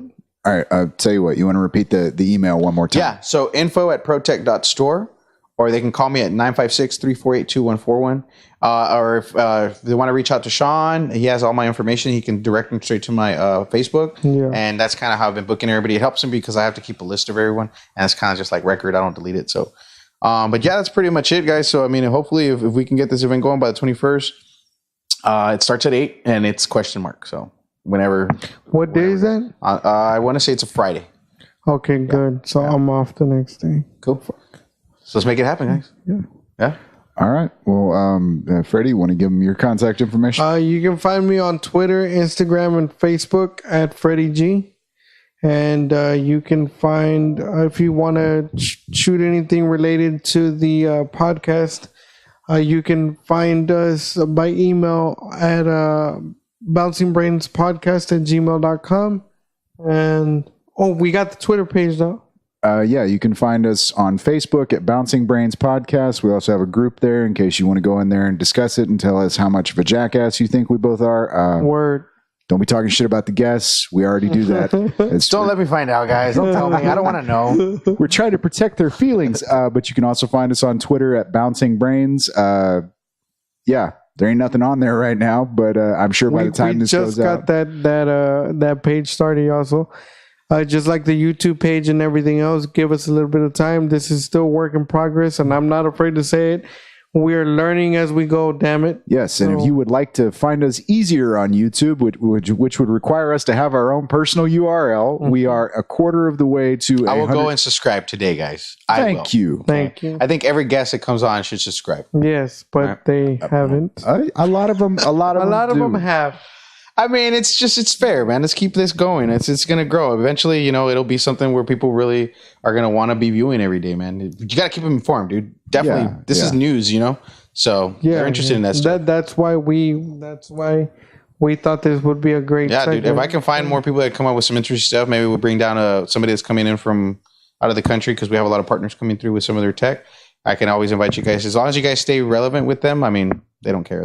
They love being out in the news. Definitely, man. If you could also throw a guest our way that want to promote something, anything they have, as long as it's theirs and there's no infriction anywhere or stepping on anybody's toes, send them our way as well. So awesome. Believe me, once y'all start working with the university and getting those programs set up, I mean, not only with the robots, but the exosuits and all that stuff, man. By all means, man, send them our way. We'll man. I don't say no to coverage, man. Anywhere, it just helps me. Yeah, and taking less steps. I don't think enough people realize how extensive the engineering program is there at UT, whatever the fuck they are now. It's going to be way more RGV or whatever. Yeah, way more extensive now with this tech. So they're excited, man. I mean, I would be too, getting a free $25,000 robot. Oh yeah. And by the way, you can find me at hatfieldstandup@gmail.com as well as Hatfield Standup on Facebook and Twitter. We've already given you the contacts for the podcast. Guys, I think we've pretty much hit all the points. That's it, man. 3 hours in. pretty much. But it was a very productive. It was a very productive 3 hours. It's something that I think it's really important in relation to your event. Can you just one more time let them know where it's taking place at Yerberia Cultura? Right. Yerberia Cultura. 8:30, you said? At 8 o'clock it starts. The artists probably won't go on until 9, but we have a full event before that, which is like the PowerPoint presentations and, introducing to the raffle and all that good stuff. So they want to be there early. The drinks are going to be served by Yerberia Cultura. We are looking for vendors also. So if there's any vendors that are interested in partaking, we do ask that they discuss how we would partake, because we're trying to raise money. So hopefully they can help us do that. But yeah, that's pretty much it. At 8 o'clock, Yerberia Cultura, September 21st, which is a Friday. They have questions, they know where to find me. Yeah, even if you're just into 3D printing, they're going to be printing a fucking hand live. Yeah, man. So, can't beat it. So, yeah guys. Gentlemen, it's been beautiful. Awesome. Thanks, guys. Thanks for having me. Until next time, keep it tight. Awesome. Appreciate it. Good night.